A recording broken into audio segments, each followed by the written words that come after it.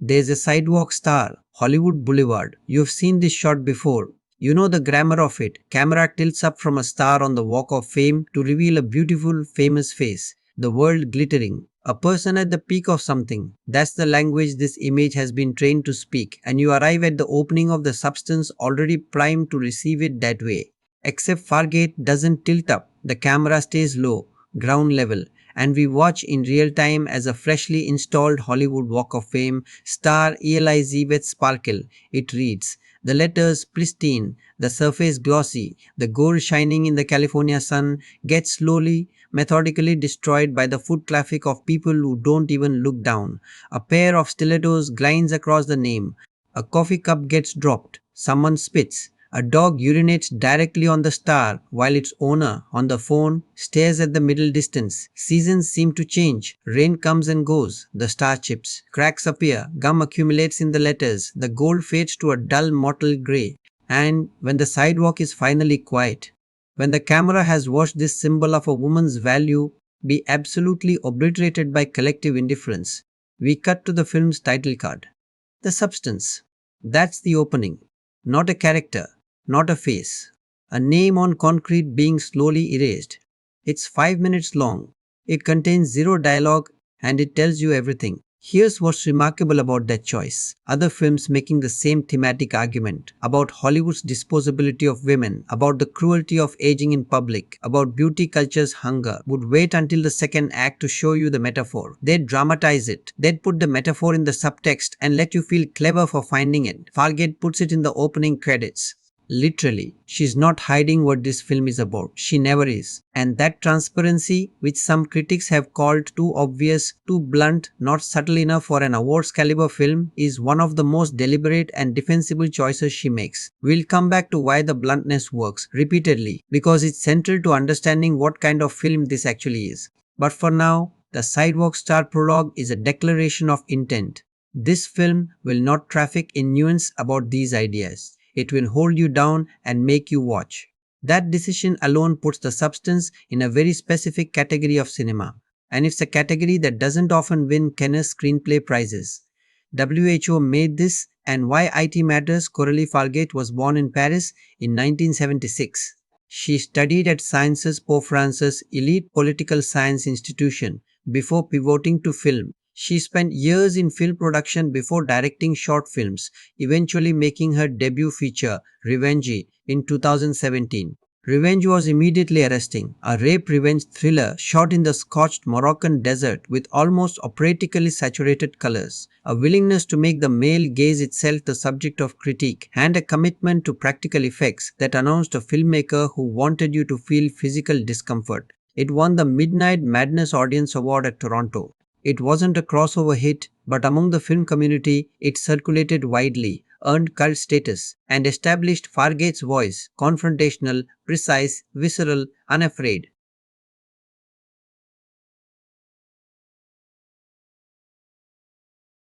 7 years passed before the substance. In interviews, Fargate has described the gap partly as the natural pace of developing something this ambitious, and partly as the result of the script simply being very difficult to write. The central idea, a woman literally splitting into two versions of herself, one young and one older, each fighting for dominance, sounds deceptively simple. Getting the mechanics right, the emotional architecture right, the tonal calibration exactly right for something that needs to function simultaneously as satire and genuine horror, that takes time. She wrote it entirely herself. There was no writing partner, no script doctor, no studio mandated polish. The final screenplay is wholly Fargate's vision, which is why it has a coherence that studio mediated scripts often lack. Every absurd image, every moment of transgression, every beat of dark comedy lands in service of the same argument, never pulling against itself. The film's bonus, cast, Cree W, and what they brought Demi Moore as Elisabeth Sparkle.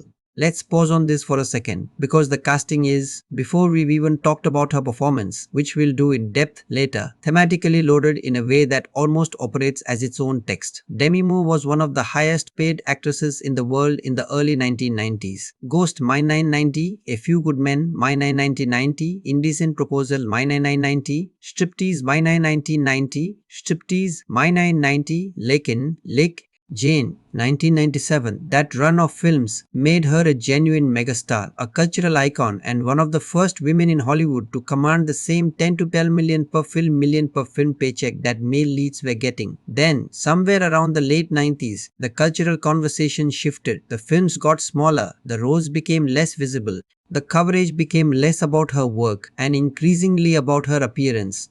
What she looked like, how much she'd changed, whether she'd had surgery, whether she was trying too hard. She had never, in 30 plus years of working, received a single Academy Award nomination. Her first Oscar nomination came at age 61 for The Substance, a film explicitly about a woman whose career and identity are destroyed by the industry's obsession with youthful beauty. The symmetry is almost too perfect to be accidental. And Fargate has confirmed it wasn't. She wrote Elisabeth Sparkle with Demi Moore specifically in mind, understanding that casting an actress who had actually lived a version of this story would compound the film's power in ways no amount of fictional world building could match. Margaret Qualley plays Sue, Elizabeth's better version, the young, perfect body that emerges from the substance treatment. Qualley is the daughter of Andy McDowell, herself a major star of the late 80s and 90s, and she arrived at this role with several acclaimed performances already behind her. Once Upon a Time in Hollywood 2019, My Salinger Year 2019, the Netflix limited series in which she played a young single mother escaping an abusive relationship and which earned her a Golden Globe nomination. She brings a specific quality to Sual, surface glamour and athletic precision until it cracks. That's essential to making the film's central dynamic work.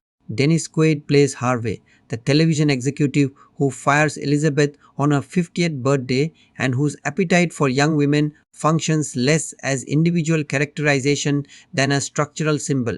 Quaid plays him with a kind of gleeful grotesquerie. There's a food eating scene involving shellfish that has become one of the most discussed single sequences of 2024 cinema, and we'll get into it in detail. He's not playing a person, exactly. He's playing a force, an industry. And Quaid commits to that with an enthusiasm that tips deliberately into the cartoonish, walking the very precise tonal line the film needs him to walk. Benjamin Clacun as cinematographer brings a visual intelligence that serves the film's tonal range. His work on Promising Young Woman 2020 already demonstrated an ability to make images that feel saturated, stylized, and emotionally aggressive all at once. A useful toolkit for this material.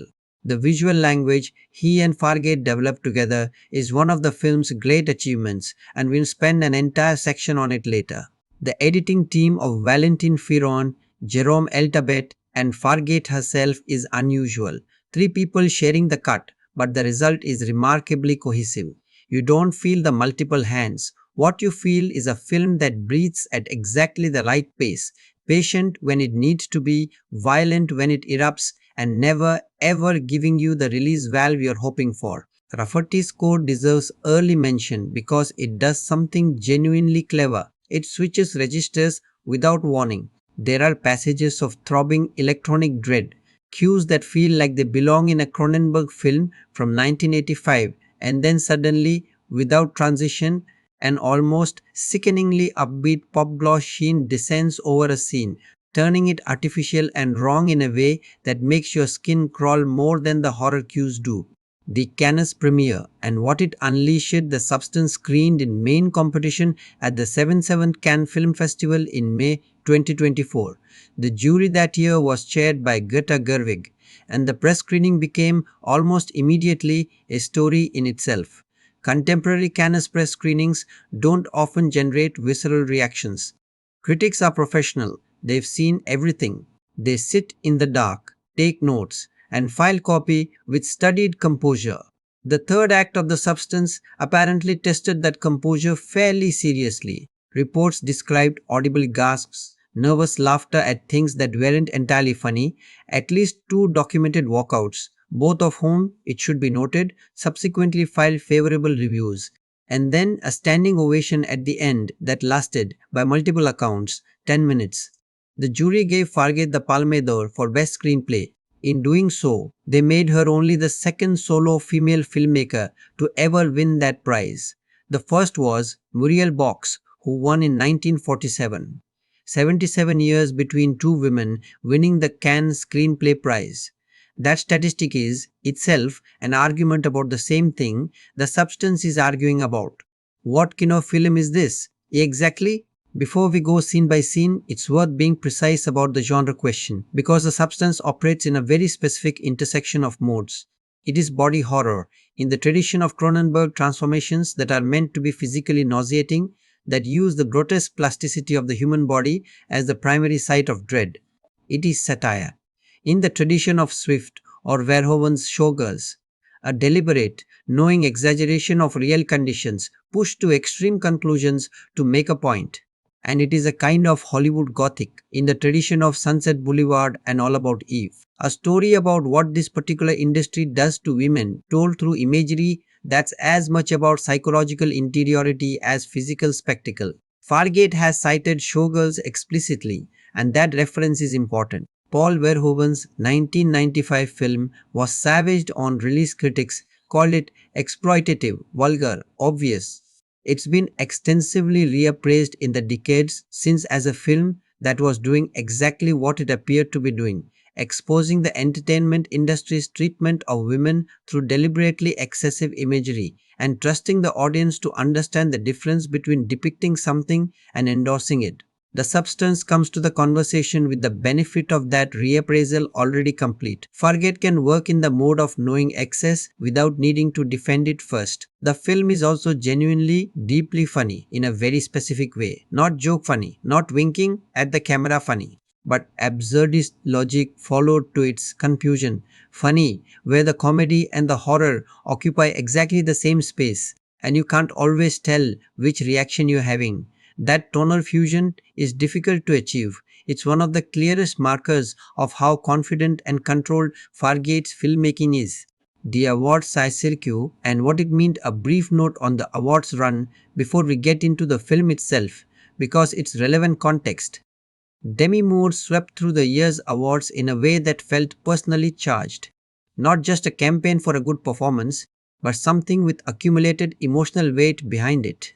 The Golden Globe acceptance speech, in which she spoke about being told earlier in her career that she was a popcorn actress, meaning someone whose films make money, but who wouldn't receive serious awards recognition, was widely watched and discussed. It set up the Oscar campaign as something beyond a regular awards race, a reckoning of sorts, with decades of institutional dismissal.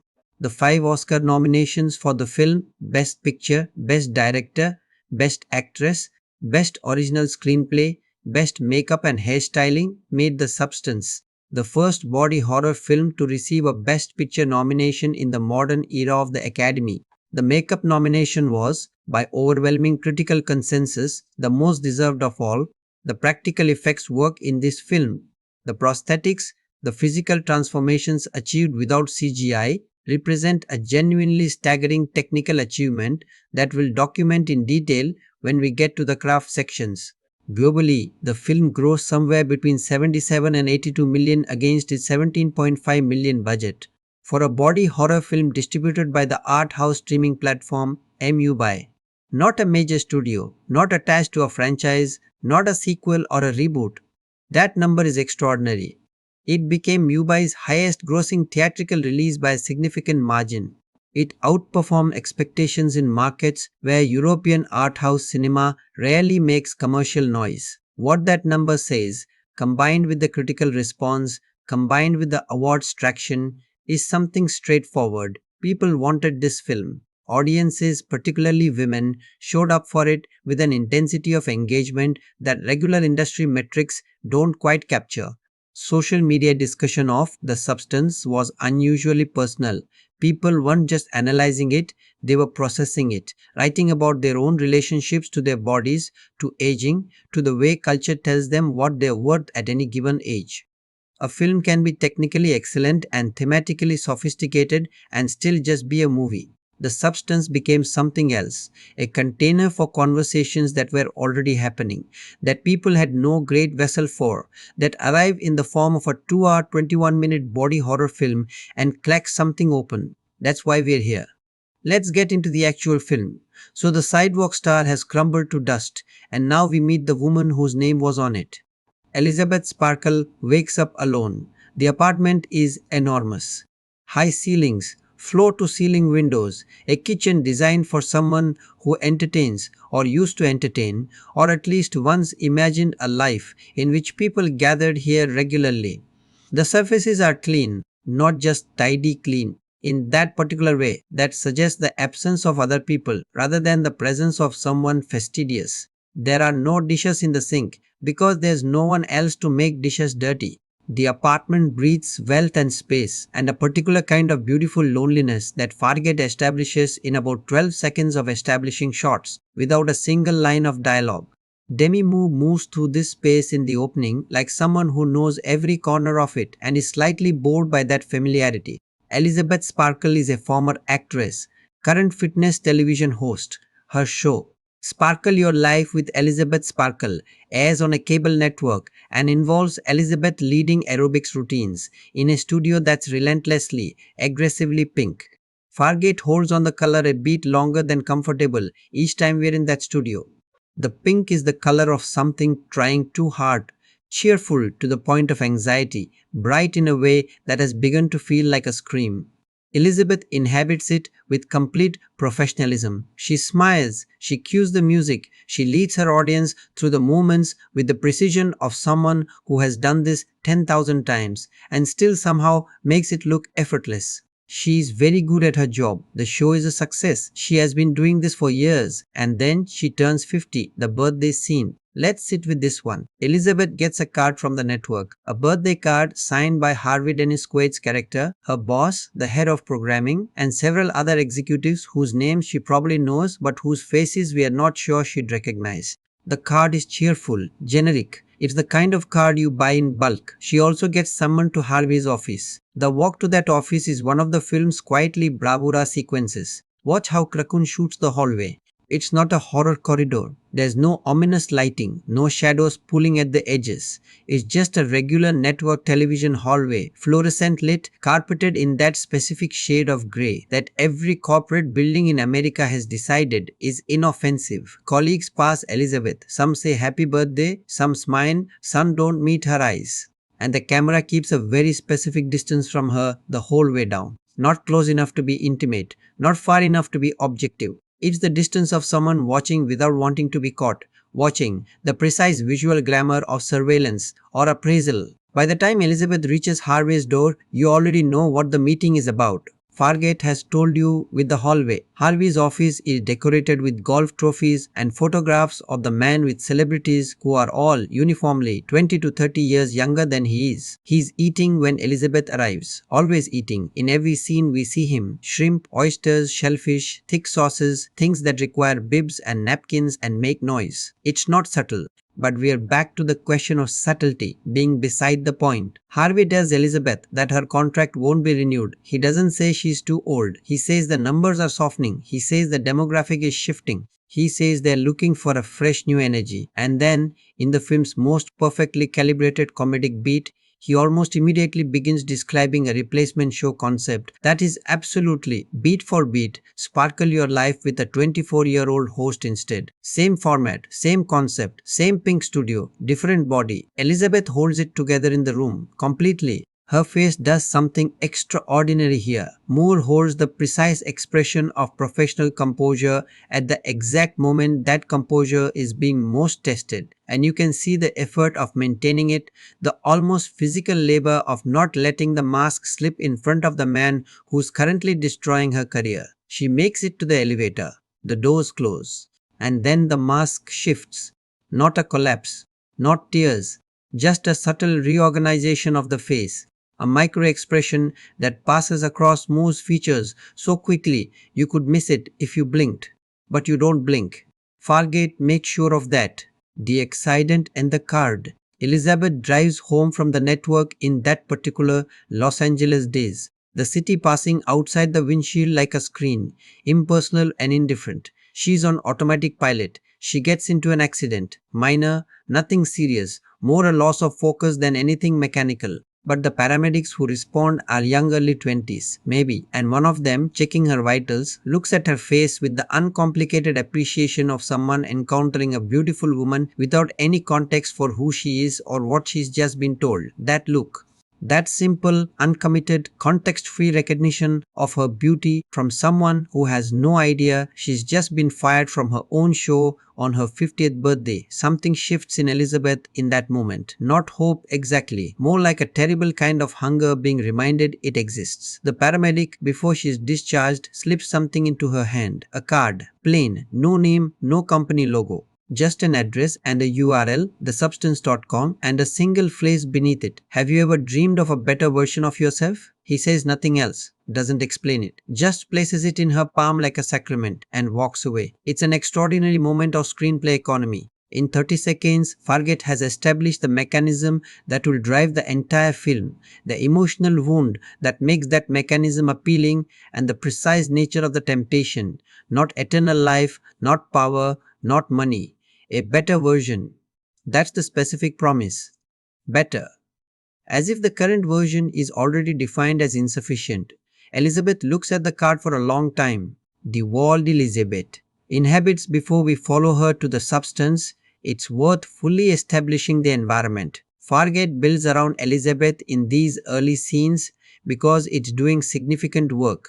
Los Angeles in this film is filtered through a specific visual grammar.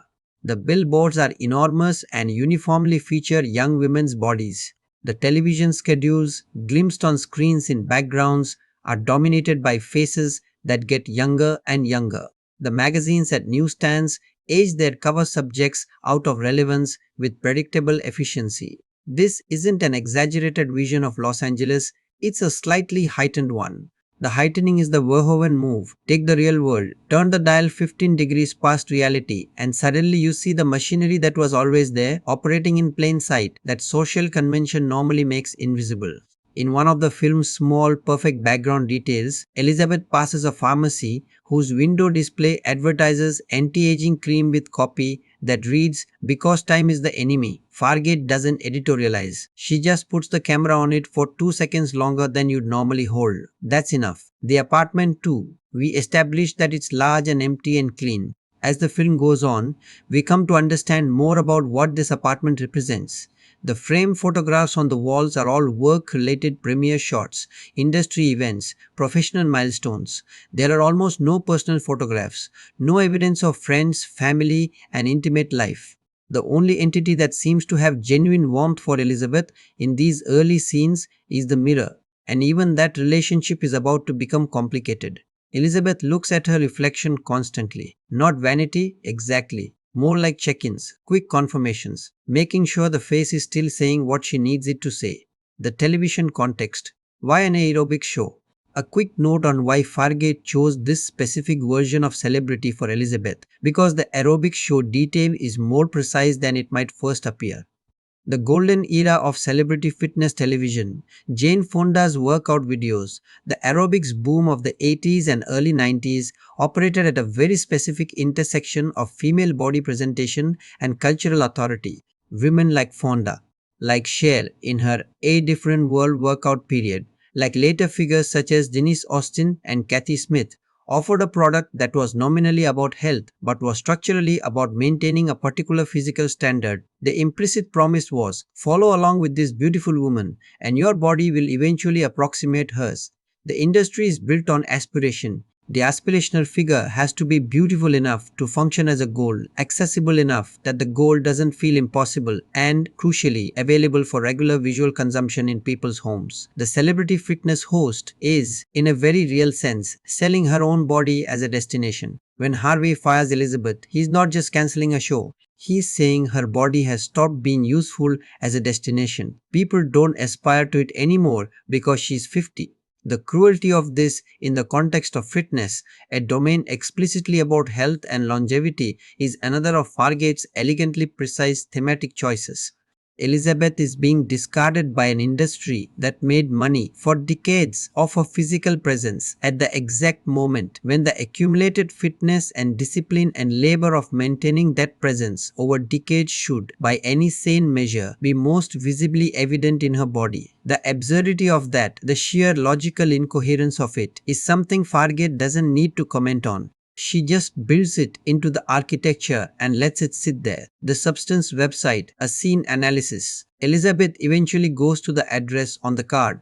Not immediately. There's a beautiful passage of time where we see her trying to absorb the firing, going through the motions of her life, staring at the card on her kitchen counter, picking it up and putting it down. Fargeat doesn't rush this. She's establishing not just hesitation but something more interesting. The specific quality of a temptation you already know you're going to give in to, which is a different experience than genuine ambivalence. The address leads to a locked building. A buzzer. She's scanned. Admitted. The interior is white, surgical white, brutally lit, with the quality of somewhere that takes itself very seriously. A single receptionist who may or may not be human, who processes Elizabeth with the warm efficiency of a concierge at a very expensive hotel. No brochures, no waiting room magazines, just the room and a package that eventually arrives. The package is white, plain, institutional. Inside, a vial of glowing liquid, a thick instructional manual, and a single injection kit. The manual is exhaustive, pages and pages of terms and conditions in tiny print alongside instructions.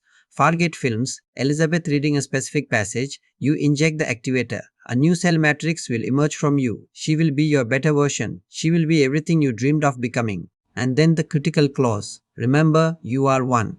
You share everything. Time must be respected. 7 days for her. 7 days for you. This balance must never be broken. The 7-day rule.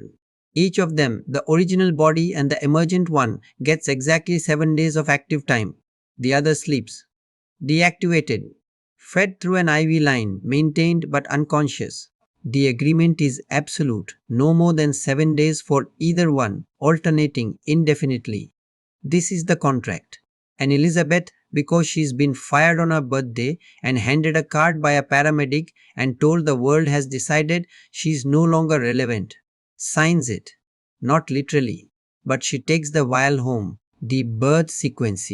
This might be the most formally audacious sequence in the film, and the competition for that title is fierce. Elizabeth injects the activator.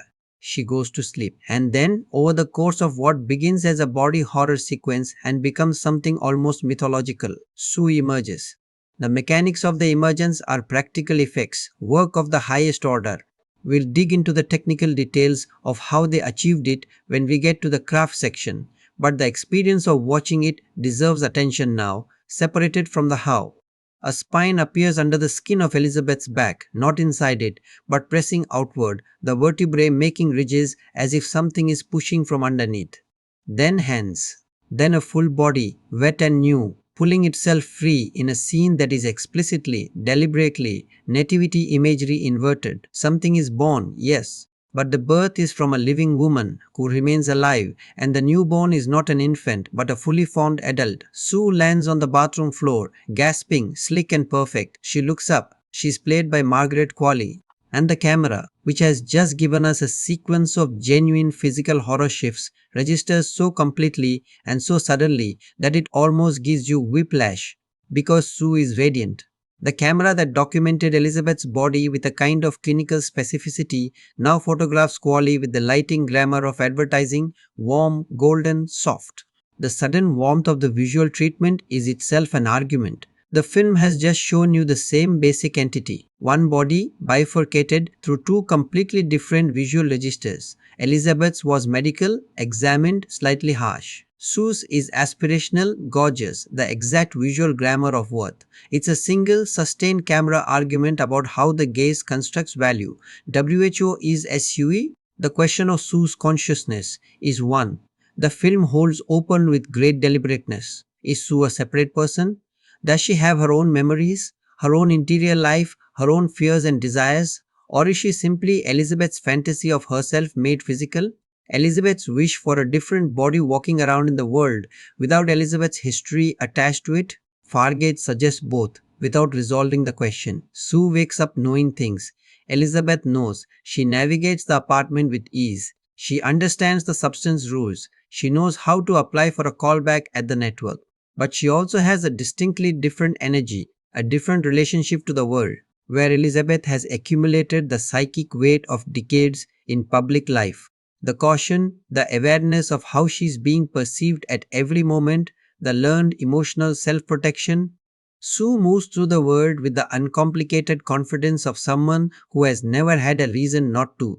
She's not naive, she's just undefended. She hasn't needed defenses yet. That yet is doing a lot of work. Sue auditions for and gets the job at the network. The same job Elizabeth just lost, repackaged, a new aerobic show, different title, same pink studio, younger host. Harvey is delighted. He eats his shellfish and grins. The machine continues turning. And Elizabeth wakes up from her 7 days of unconsciousness to find that the apartment is different, subtly, in small ways, and that there's now a young woman's presence threaded through everything she thought was hers.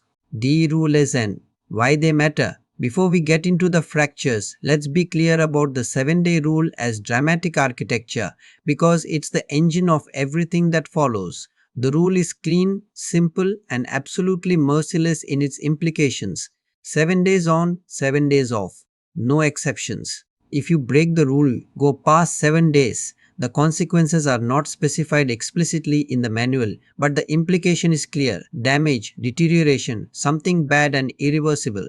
What Fargeat has designed here is a metaphor with perfect mechanical clarity. The original and the better version are fighting for a single resource, time alive. Every day, Sue is conscious is a day, Elizabeth is not.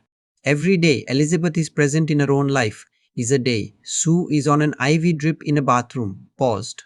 And the terrible logic of it, the trap that becomes apparent almost immediately, is that Sue's 7 days are the ones that count. Sue's 7 days are spent working, being seen, being filmed, being alive in the world, in all the ways that matter to Elizabeth's sense of self-worth. Elizabeth's 7 days are spent in an apartment, recovering, Watching the television show she used to have now being fronted by her own body, the substance promised her a better version. What it gave her is a better version that exists in direct competition with her for the only thing either of them actually has: time. The act one of the substance is, structurally, a fairly classical setup. The character is introduced, her world is established, a catastrophic disruption occurs, and the mechanism of the story is put in motion. What makes it feel anything but classical is Fargeat's absolute refusal to let you settle. The tone never stabilizes. The comedy is always one beat away from horror. The horror is always doing comedic work. Elisabeth is sympathetic and sometimes uncomfortable to watch. The industry she's being destroyed by is cartoonish and completely recognizable. By the end of Act 1, you have all the pieces. You understand the world, the character, the stakes, the contract. You know the rule that can't be broken will absolutely be broken. The only question is how bad it's going to get. The answer, as it turns out, is considerably worse than you're prepared for. Sue gets the job on a Tuesday. We know this because Elisabeth wakes up from her first 7-day deactivation on a Wednesday morning, groggy and disoriented, to find the show already taped, already aired, already trending on whatever this film's version of social media is. There's a coffee mug in the sink she didn't put there. A yoga mat unrolled near the window, slightly damp from use. Small evidence of another life lived in her space while she was absent from it. She stands in the doorway of her own living room and takes stock. This is one of the great small acting moments of Moore's performance, and we'll return to it in the performance section in full. For now, the particular quality of standing in your own home and recognizing that it belongs to you slightly less than it did a week ago. Not dramatically less, not devastatingly less, just fractionally, perceptibly. The way a room feels different after someone else has slept in it. Elisabeth makes coffee, turns on the television, and there's Sue, watching yourself be replaced by yourself. The scene where Elisabeth first watches Sue on television might be the film's most purely psychological horror sequence, not because anything overtly frightening happens, but because of what it demands the audience understand about the experience. Sue is hosting the new show, Pump It Up with Sue, or some equivalent of that. The title is deliberately generic, the same format as Sparkle Your Life, repackaged with 25-year-old energy and a slightly updated playlist. Sue is very good at it. Charismatic, precise, physically extraordinary in the way that Qualley naturally is, and that the camera greedily capitalizes on. The studio audience, the ones doing the aerobics, are clearly delighted. Elisabeth watches this with a bowl of cereal going soggy in her hands. Fargeat holds on Moore's face for a long time here, longer than comfortable. And what you see is a layered emotional state that resists easy categorization. Pride is in there because that body is her body, that competence is her competence. Those are her movements being executed with perfect form. But so is something else, something adjacent to grief or envy or the particular ache of watching your replacement be genuinely good at replacing you.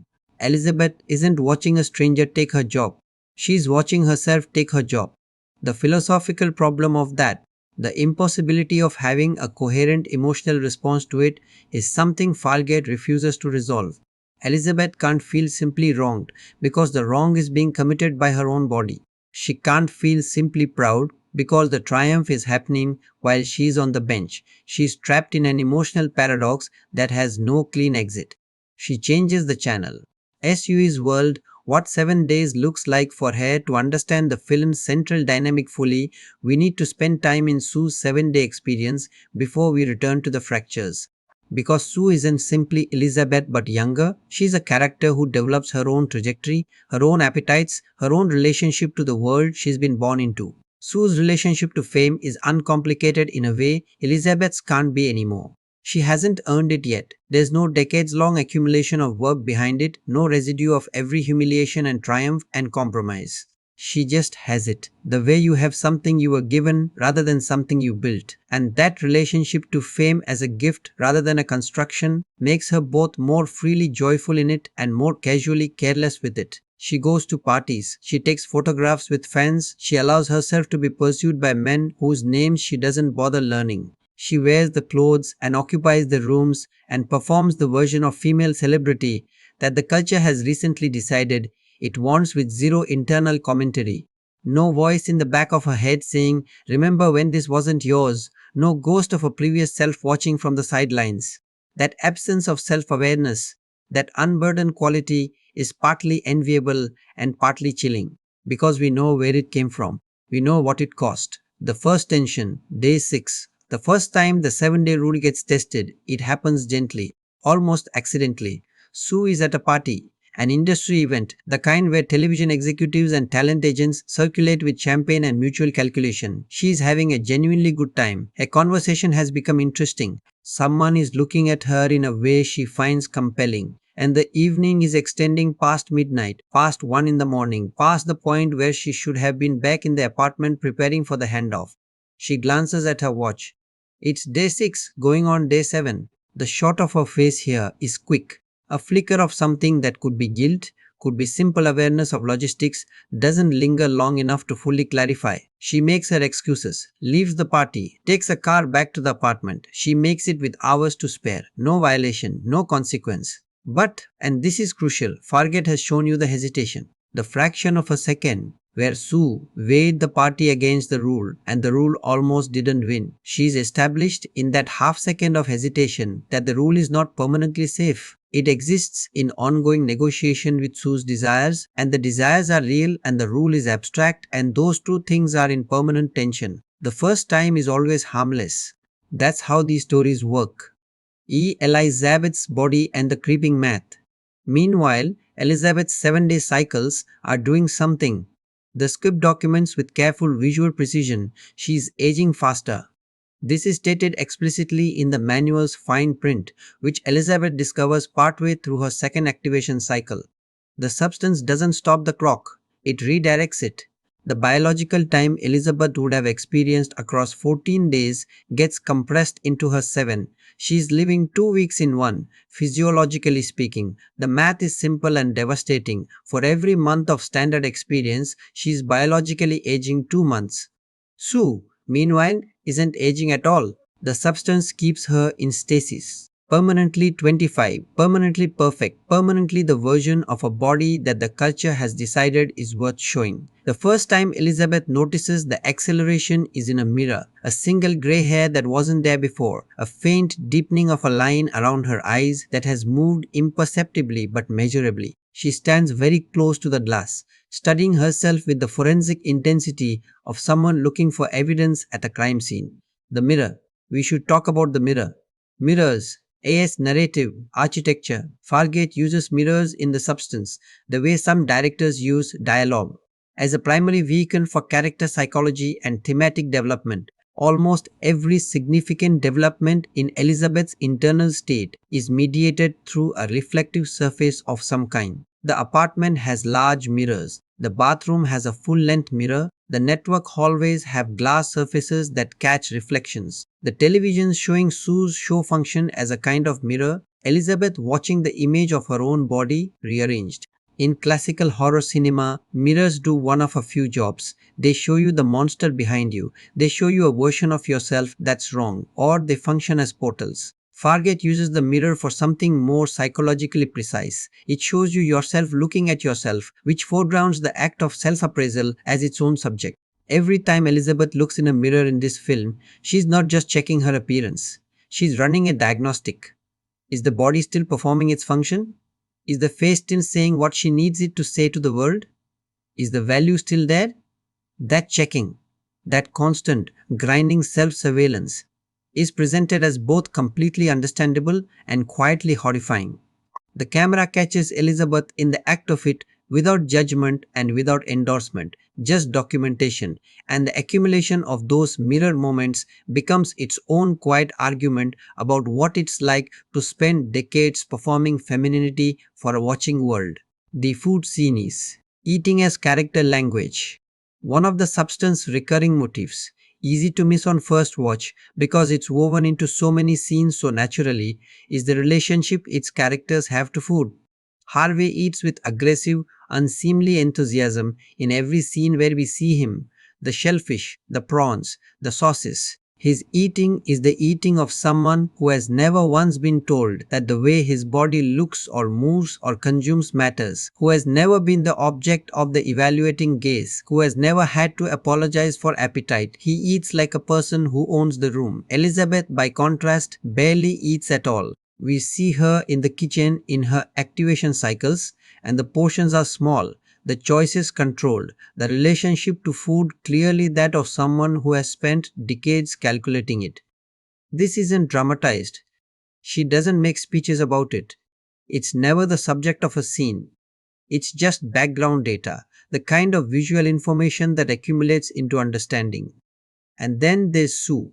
Sue eats freely, but there's a particular scene, mid Act 2, where she's alone in the apartment on her cycle, eating directly from takeout containers over the sink, standing up, not bothering with plates, consuming without ceremony or self consciousness. It's presented as a kind of freedom. Look at this body that doesn't have to perform even in private, but it also reads, against the context of Elizabeth's careful portions, as something slightly mournful. Sue can eat this way because nobody has yet told her that the way she eats matters. The education is still coming.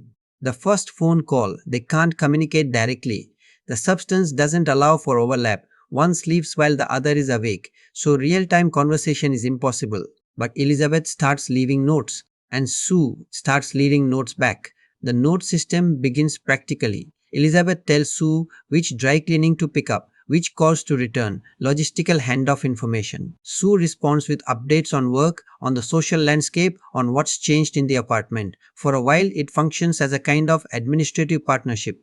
Then Elizabeth's notes start to shift. She begins asking questions that are harder to answer logistically. How did they treat you at the network?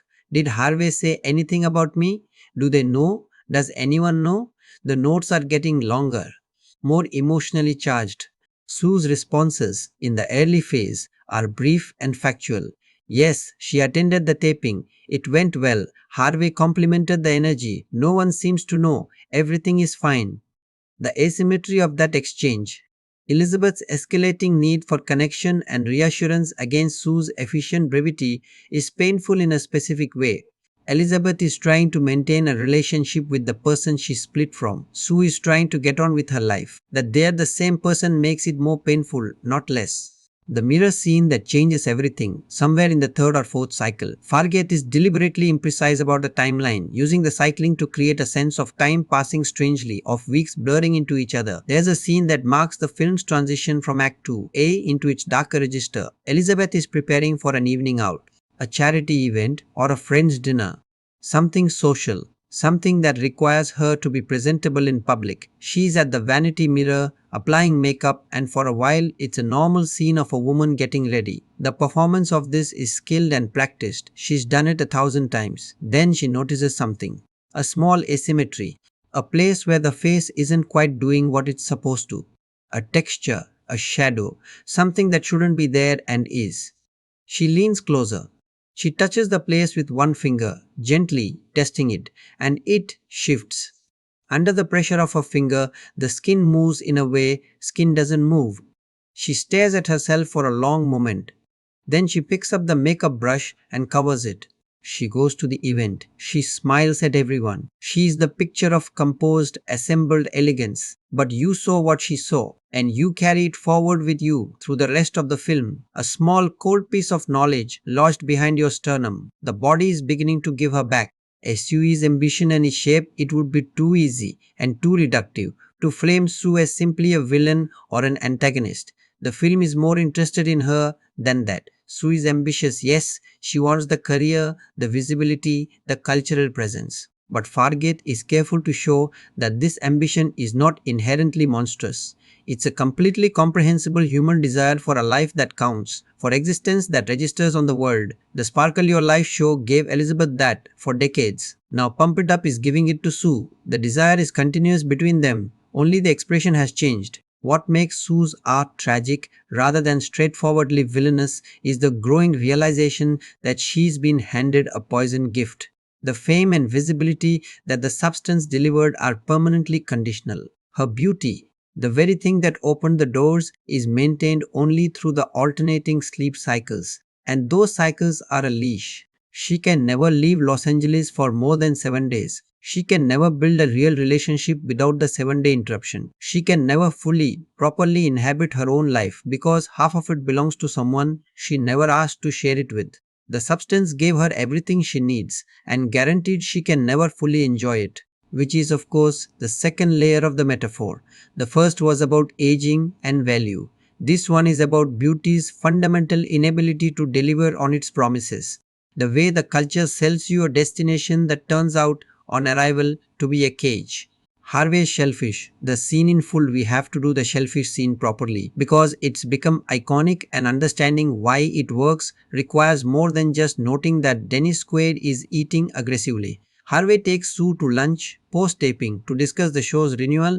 The restaurant is expensive, the kind with cloth napkins and a wine list that operates as its own status performance. Harvey orders a shellfish platter. When it arrives, and this is not a subtle platter, this is a tower of seafood, an architectural statement of appetite, he begins eating with total physical abandon. Sauce on his chin, shell fragments on his suit. The sounds are amplified slightly in the mix. Rafferty and the sound design team making the crack of shells and the slurp of meat slightly louder than reality would warrant. Sue watches this across the table with an expression Qualley calibrates perfectly. Not quite disgust, not quite fascination, but the specific blankness of someone watching, something that confirms a suspicion they'd rather not have confirmed. Harvey, eating, discusses the renewal with complete confidence. The show is doing well, the demographics are excellent. He thinks she has a long run ahead of her. He gestures with a crab claw for emphasis. He doesn't ask her opinion on any of the creative decisions, the direction of the show, the format, the music. He tells her what it will be and assumes her agreement. And Sue, who is Elisabeth's body, Elisabeth's trained intelligence, Elisabeth's accumulated knowledge of what it's like to be told what you'll do by a man eating shellfish who has never questioned his own authority for a single second, nods pleasantly and agrees. The scene is 2.5 minutes long, almost entirely devoted to Harvey eating. It might be the funniest scene in the film. It is absolutely one of the most enraging. The growing asymmetry.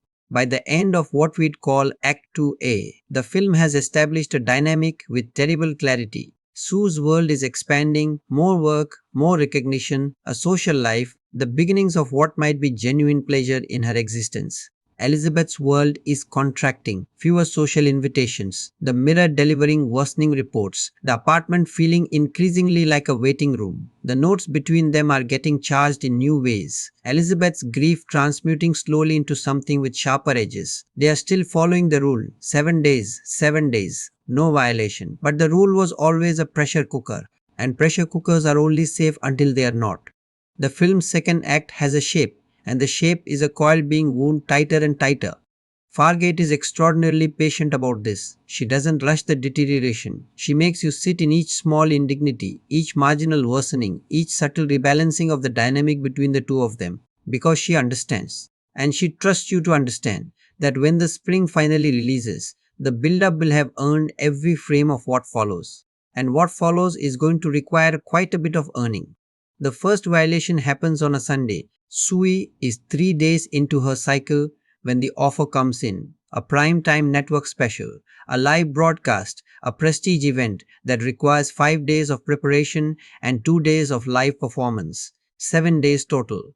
The exact length of her allotted window, starting now, with no room for extension. She says yes before she finishes reading the terms. What's fascinating about this moment, and Fargeat shoots it with deceptive casualness. Sue on the phone in the kitchen, sunlight through the window, perfectly ordinary domestic geography, is that there's no visible inner conflict, no hesitation. She says yes, hangs up and begins planning. The mathematical problem of the timeline apparently doesn't register, or registers and gets filed under problems to address later, or registers fully and gets overridden by the simple priority of wanting the thing being offered.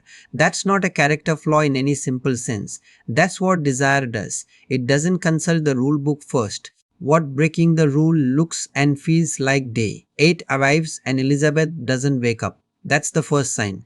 The substance protocol requires that the activating body, the original, regains consciousness on schedule, and Elisabeth's schedule called for awakening on day 8. She doesn't. Sue goes to the bathroom, checks the IV, runs through the manuals, emergency protocols, and, when nothing responds as it should, sits on the bathroom floor and experiences something that reads as the first genuinely frightened moment of her existence. Because Sue, up until this point, has been someone things happen for. The party, the job, the renewal, the special. The world has been consistently cooperative with her desires. This is the first moment where the world, or more precisely, the contract, is pushing back. She gives it another day. Elisabeth remains unconscious. The manual's emergency contact number rings through to a recording that provides no useful information beyond confirming that the 7-day rule is not a suggestion. Sue waits. She tapes the special. She is brilliant in it. By all accounts, the reviews are glowing. The ratings are the show's best yet. Harvey sends a congratulatory text with 3 exclamation points and a shrimp emoji, which somehow makes it worse. Elisabeth wakes up on day 12.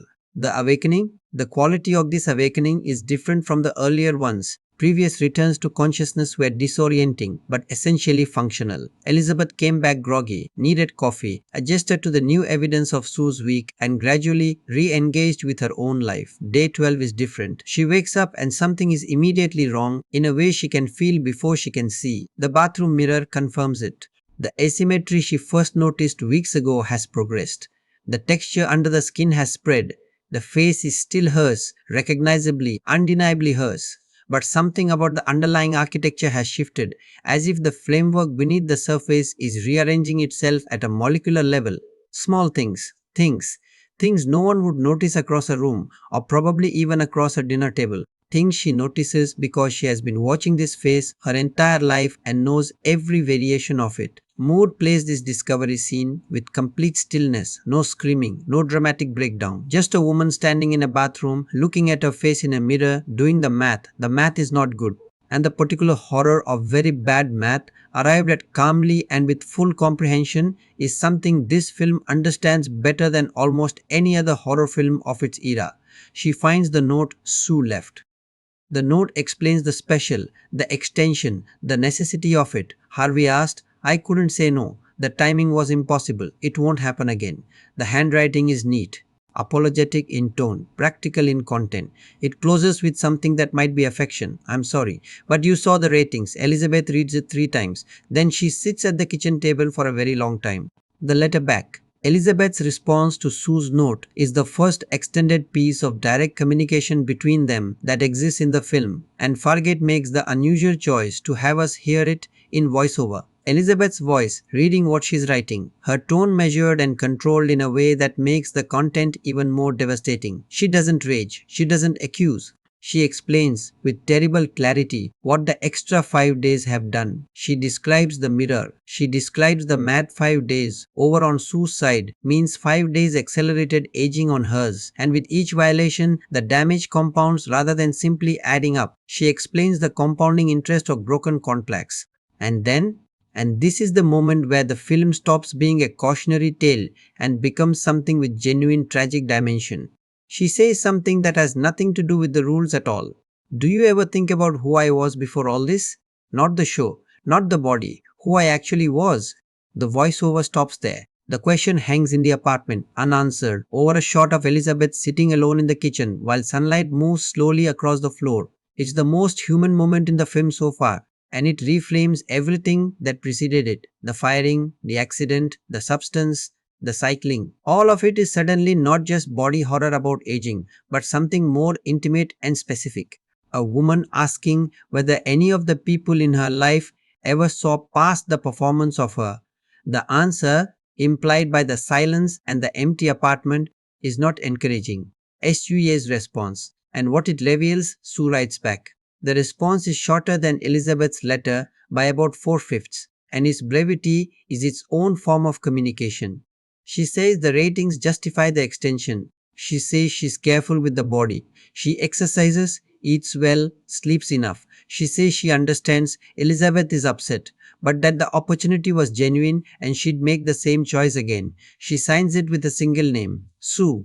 Not your better version, not any of the clinical language of the substance protocol, just the name she's chosen for herself, claiming it with the period at the end, like a door being politely but firmly closed. Elisabeth reads it, sets it down. pours a drink. The first time we've seen her drink alcohol, notably, and goes to stand at the window. Below, Los Angeles moves with its usually gorgeous indifference. The Middle Ocean. What follows is one of the film's most technically demanding sections to execute because it requires documenting deterioration incrementally across multiple cycles without making the deterioration either too dramatic, which would tip into camp, or too subtle, which would lose the audience's emotional engagement. Fargeat and Moore solved this through accumulation of small specifics rather than dramatic revelations. Elizabeth starts wearing different clothes. Not because her style has changed, but because some of the clothes she normally wears fit differently now. Not dramatically, but perceptibly to her. She begins the behavioral self-modification that people do when their relationship to their body starts to shift, the assessment before leaving the house, the slight adjustment of how she stands in photographs, the angle she presents to the camera in the few public appearances she still attends. None of this is dramatic, none of it announces itself.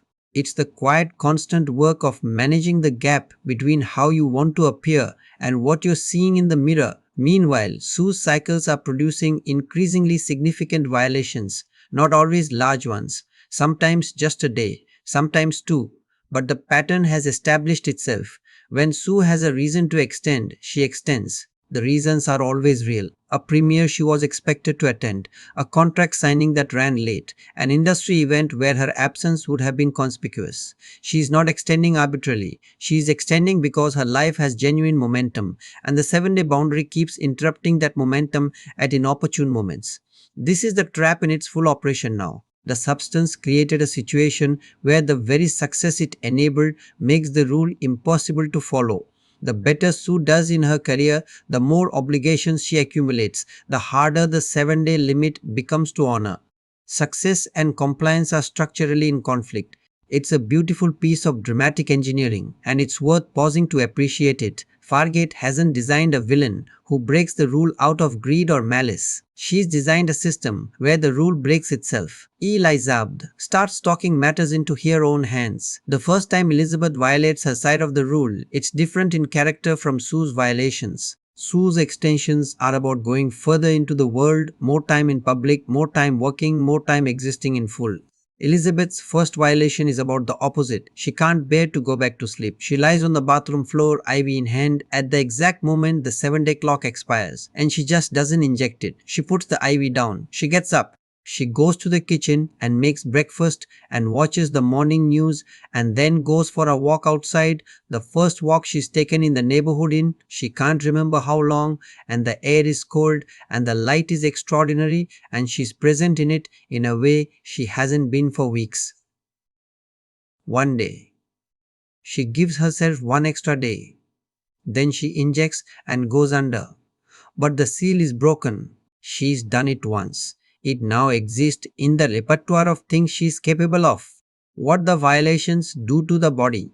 The physical consequences of the alternating violations are documented with increasing specificity as the film progresses through its second act. The compounding effect Fargeat has engineered is sophisticated. Every day over on one side accelerates the deterioration on the other and shortens the effective window before the next symptom appears.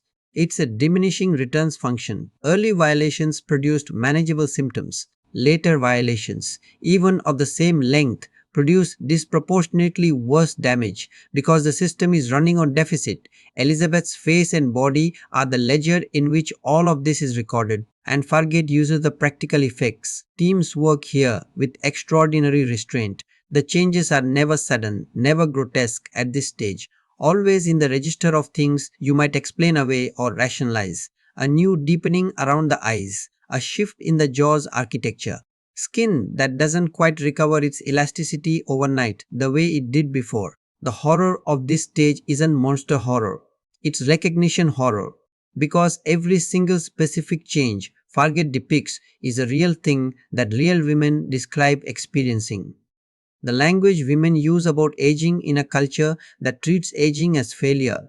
I don't recognize myself in the mirror, something has changed and I can't explain it, is being made literal here, one violation at a time. That's the craft of the metaphor at its finest. The fiction and the reality share a vocabulary. The cancelled dinner. There's a scene about two-thirds through Act 2B that has received less critical attention than some of the film's more spectacular sequences, but which I'd argue is one of its essential moments. Elizabeth has been invited to dinner.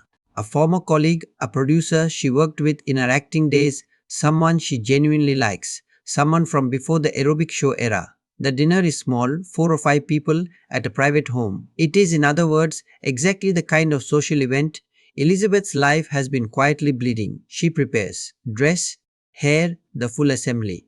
She looks, by any reasonable standard, beautiful. She stands in front of the mirror for the final check, that diagnostic again, and finds something she doesn't like. Something in the light, or the angle, or the particular way tonight's face is doing what it's doing. She takes off the dress. She doesn't go to dinner. She texts an apology, the headache excuse, the old reliable, and spends the evening in the apartment watching television, still half dressed, eating crackers from the box. No one does anything terrible to her in this scene. No one humiliates her or criticizes her or tells her she looks wrong. The violence is entirely self-inflicted, and that's the point. The culture's gaze has been so thoroughly internalized that it operates now even in its physical absence.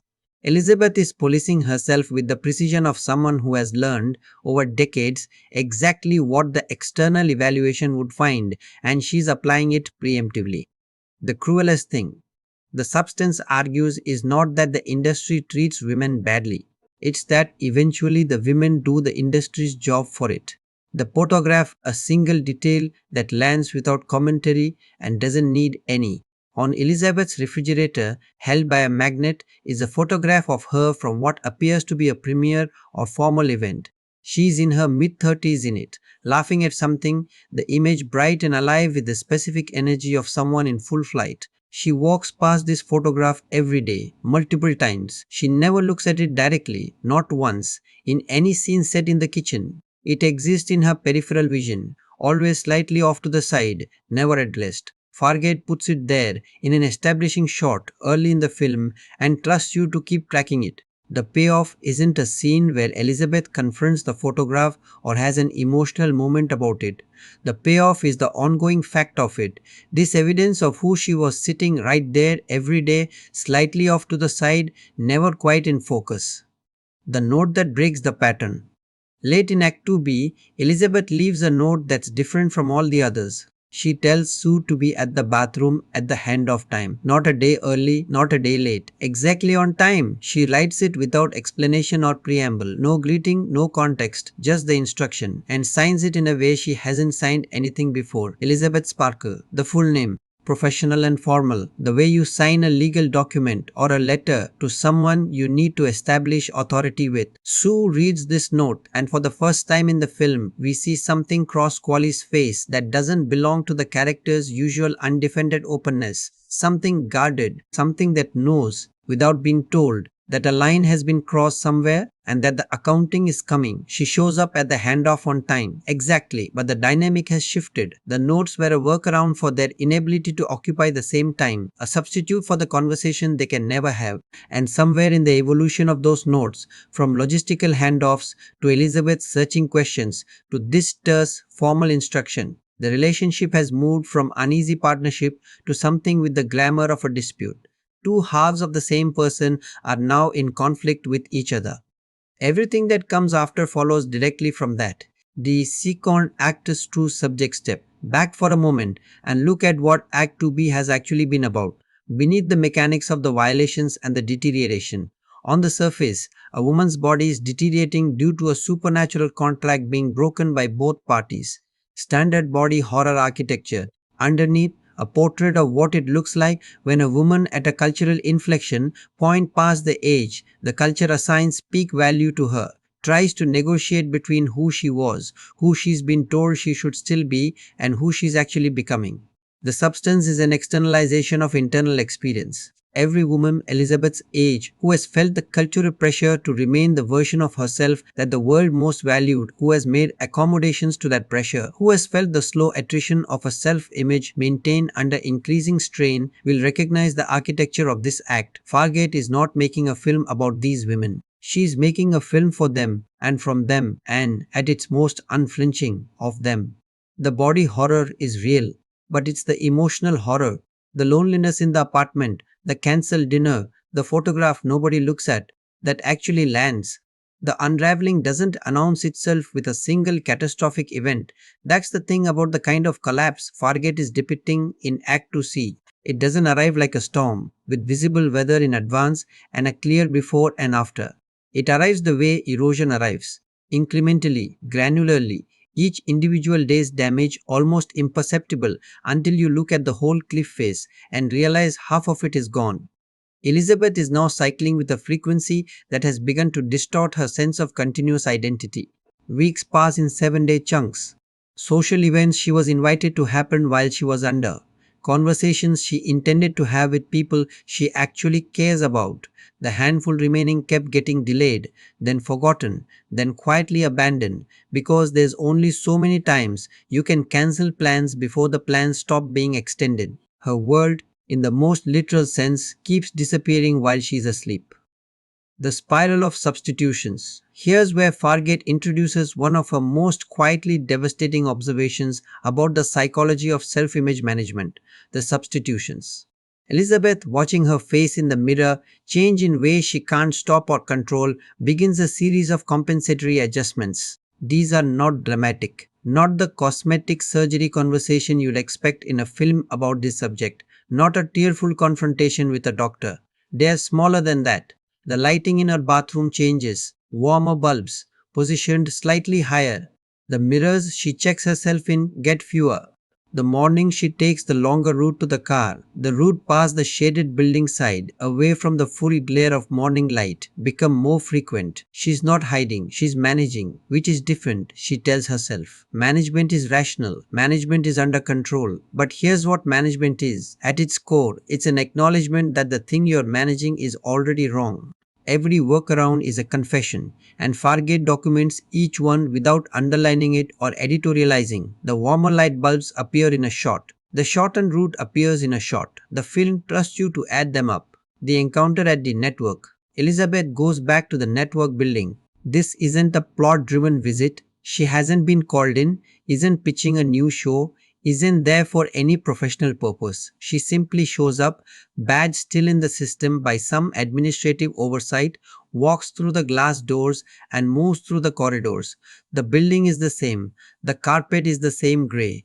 The fluorescents are doing their fluorescent thing, but the photographs on the walls have changed. The celebrity headshots in the entry lobby have been quietly rotated, and where Elisabeth Sparkle's promotional image once occupied a prominent spot near the elevator bank, there's now Sue. Larger photograph, higher placement, the lighting in the image, that specific warm gold that Sue's introduction taught us to read as the visual grammar of worth. Elizabeth stands in front of it. She's looking at her own face, Margaret Qualley's face, but the film has been very clear about the continuity of identity. Looking back at her, 25 years younger, occupying the building she spent 2 decades building her career in, positioned where she used to be positioned. Nobody in the lobby recognizes Elizabeth. Not because they are cruel, not because they are making a point, simply because they are 22 and in their first job, and Elisabeth Sparkle's peak relevance predates their cultural memory by a decade. They don't see her, they see a well-dressed woman looking at a photograph and they go back to their phones. Elizabeth leaves the building without speaking to anyone. The scene is maybe 3 minutes long.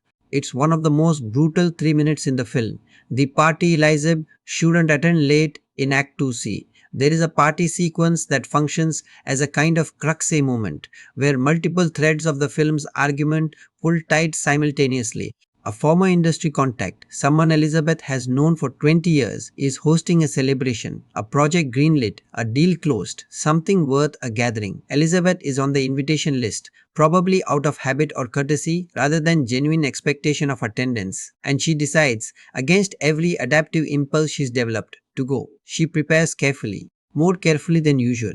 The preparation has a quality to it, deliberate, methodical, almost ritual, that we recognize as armor assembly. She's not getting ready to enjoy a party. She's constructing a version of herself that can withstand the assessment she knows is waiting at the other end. The party itself is shot in that particular Fargate visual register. Bright, glassy, slightly too saturated. The social performance of everyone in the room operating at a mild but pervasive hum of mutual evaluation. There are people Elisabeth knows. Conversations happen. She's warm, professionally fluent, entirely composed. And then someone says something. Not maliciously, not even thoughtlessly, exactly, more in the way of people who have a reflex for commentary on appearance that was never interrupted by anyone pointing out that the reflex is a weapon. An older male producer, someone Elisabeth has known since before she was famous, says, "Elisabeth, you look." And there's a pause that lasts approximately half a second, but which is one of the longest half seconds in the film, before he completes it with, "Well, well. Not beautiful, not great, not exactly the same. Well." The word that means better than expected given the circumstances, the word that knows what it's actually saying while maintaining deniability. Moore receives it with a smile that doesn't reach anything. She says thank you, excuses herself to freshen her drink, and we find her moments later in the bathroom.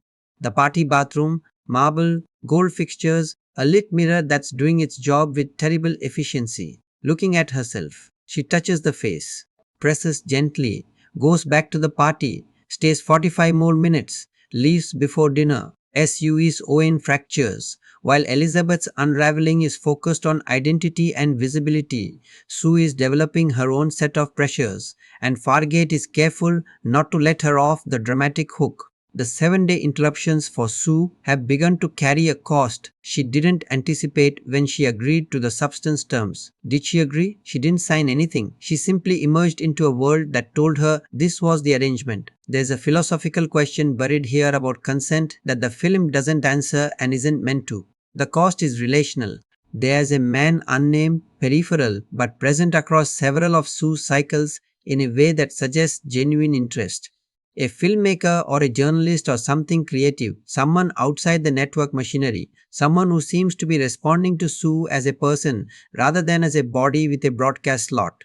Their scenes together are brief but warm, and Qualley plays them with a slightly different quality than her professional scenes, less performed, more present, and then he disappears from the narrative. No dramatic exit, no confrontation, no explanation. One cycle he's there, the next cycle he isn't. You work out what happened. The 7-day disappearances, the inability to sustain even a casual connection across the breaks, the accumulating evidence that Sue's life has a built-in structural obstacle to intimacy. Sue doesn't talk about this. She doesn't write about it in her notes to Elisabeth. She goes to work, does the show, smiles for the camera, eats takeout over the sink.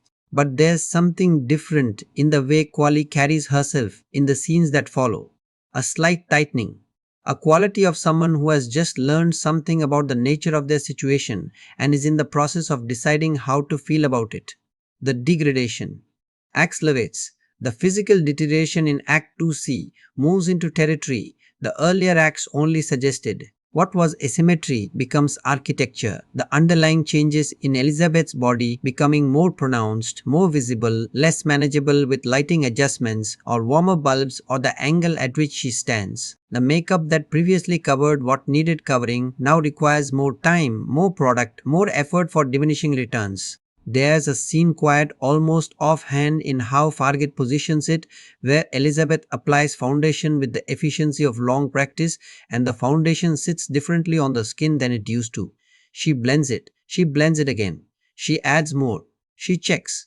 She blends. She's 20 minutes past when she normally finishes this routine and she's not done. She puts the brush down, looks at herself and laughs. It's a short laugh, genuine but not happy. The laugh of someone who has arrived at the absurdity of the situation by a route that was too painful for the destination to be anything other than dark comedy. She is standing in her beautiful apartment at her well-lit mirror, blending foundation for 20 minutes because her body is staging a rebellion that all the foundation in the world cannot ultimately address. The laugh lands because Moore earns it. She's been building to this specific quality of emotional exhaustion, past grief, past anger, into the territory of ironic detachment. That's the psyche's last line of defense against things it can't fix across the entire film. And this is where it arrives. The ruleless document.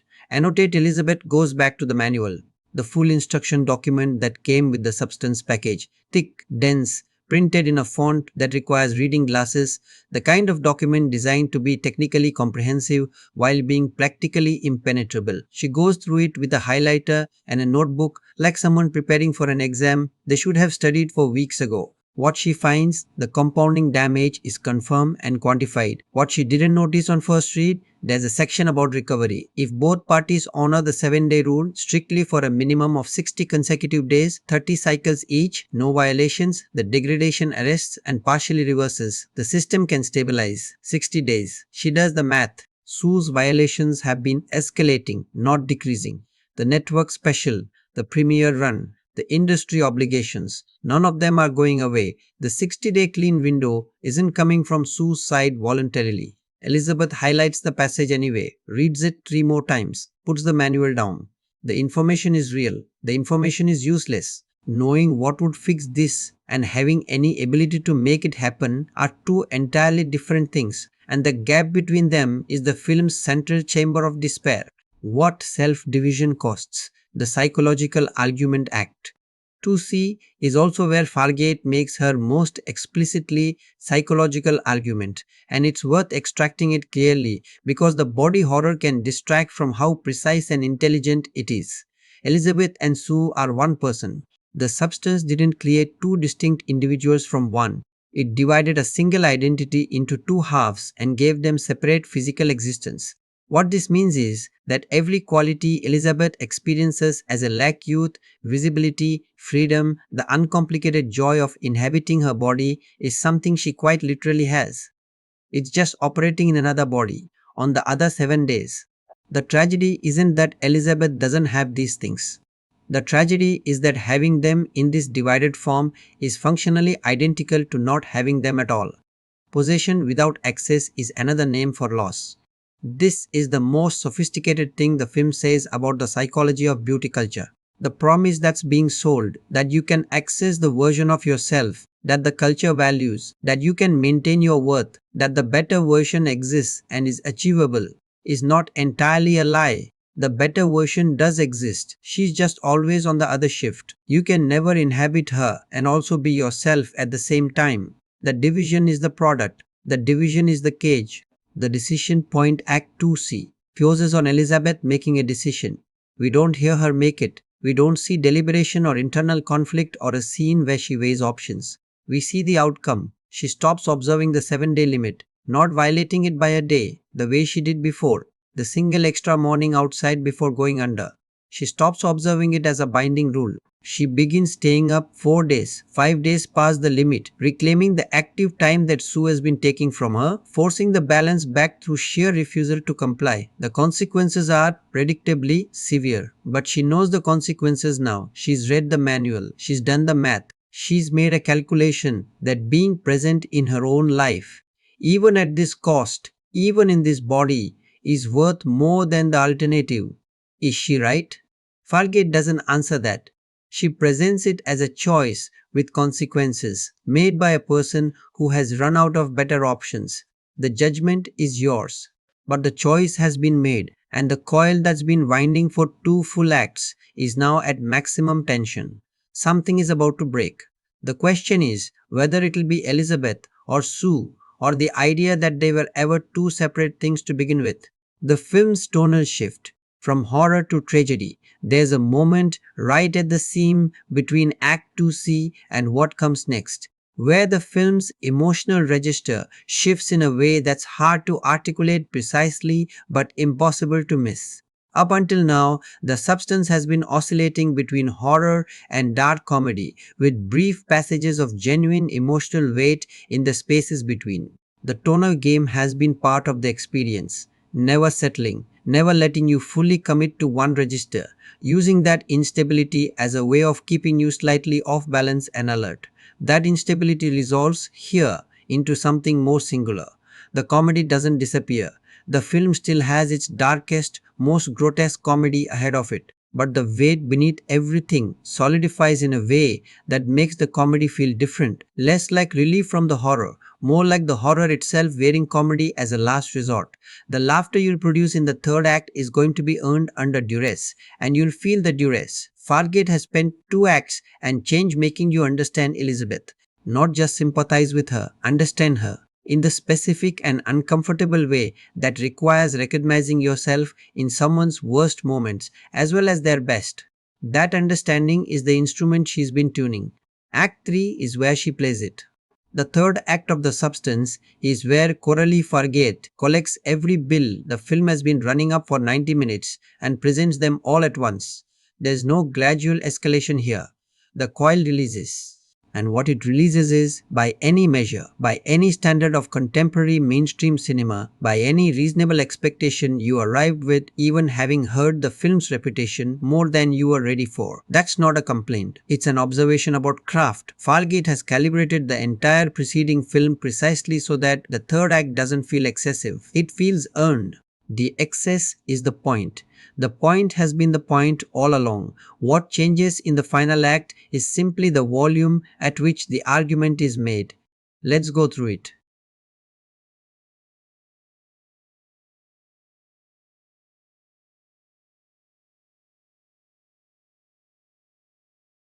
The collapse of the alternation. The 7-day rule has, by the opening of Act 3, been functionally abandoned by both parties. Elisabeth is staying up for stretches of 10, 11, 12 days at a time, not because she's enjoying the extension, but because going under means surrendering active existence to Sue, and the calculation has shifted past rationality into something more primal. She is awake because she refuses not to be. The cost to her body is by now significant and visible to anyone who shares her space, which, in the empty geography of her life, is essentially nobody. Sue is matching her, refusing the handoff, extending her own cycles in direct response to Elizabeth's extensions, partly because her schedule demands it, and partly. And this is the development that makes Act 3 tragic rather than simply horrific, because she has developed her own stake in continuous existence. She's been alive for several months now. She has a job, a public identity, a body of professional work. The idea of going under for 7 days while Elizabeth uses her body, as Sue has begun to conceptualize it, has become intolerable in a way that was unimaginable at the beginning. Two halves of one person, both refusing to yield. The body, caught in the middle, is paying the interest on that conflict at an escalating rate. The physical reality of Act 3. This is where the makeup and prosthetics teams work. The work that earned the Oscar nomination, that had Cannes press screenings producing audible reactions, becomes fully visible.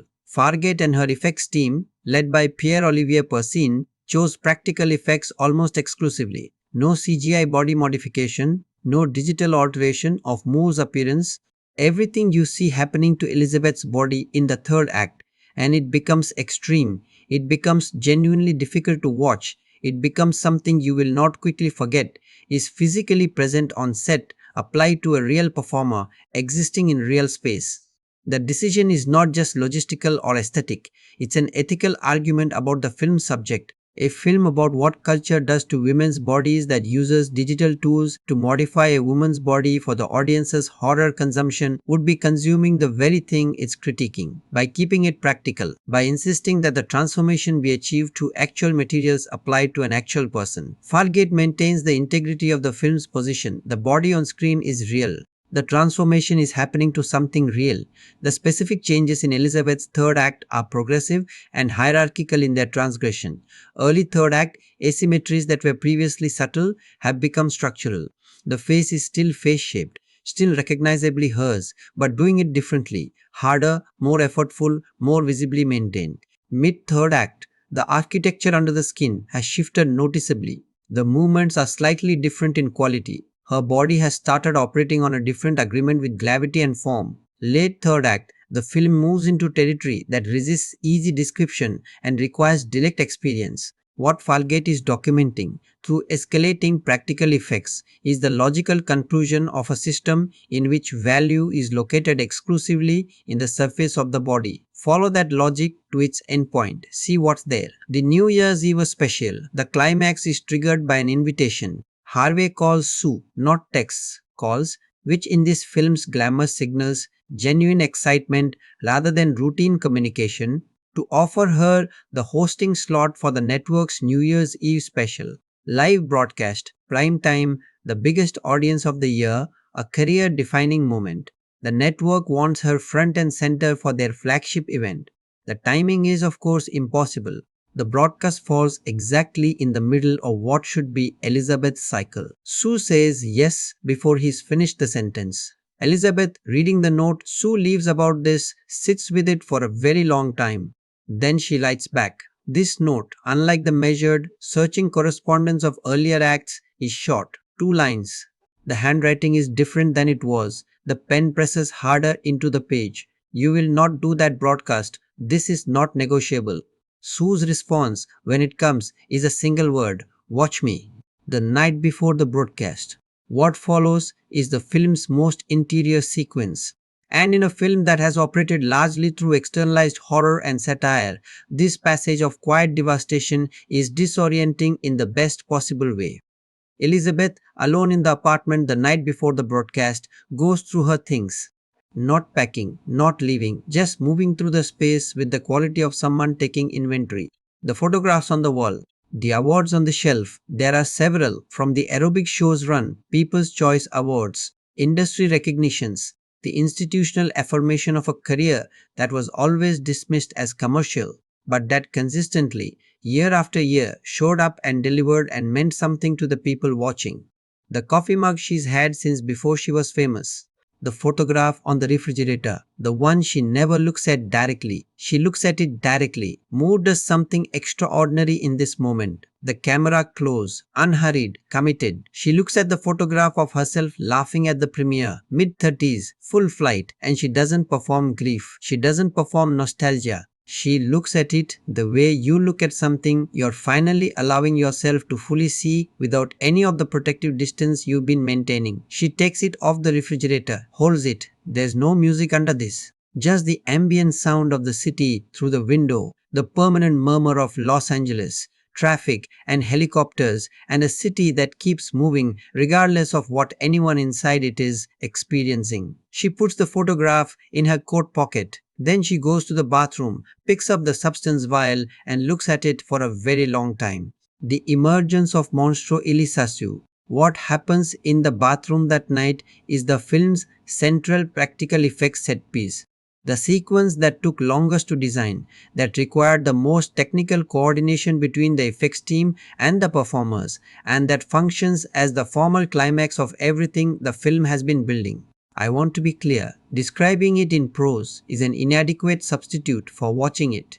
The experience of sitting with this sequence in real time, with Rafferty's score swelling into something genuinely apocalyptic, with Kraken's camera finding angles that shouldn't be physically possible to achieve while still maintaining their documentary quality, with the practical effects doing things that the visual cortex takes several seconds to fully process, is irreducible.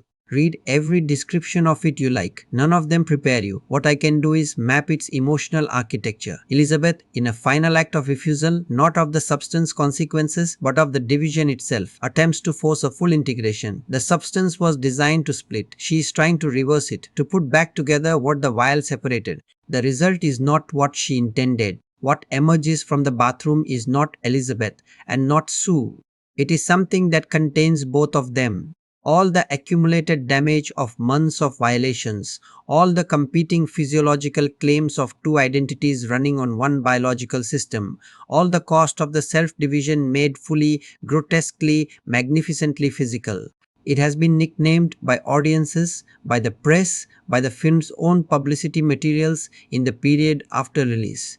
Monstro Elisasu. Fargeat herself has used the term. It's both funny and accurate, which is very on brand for this film. Monstro Elisasu is enormous.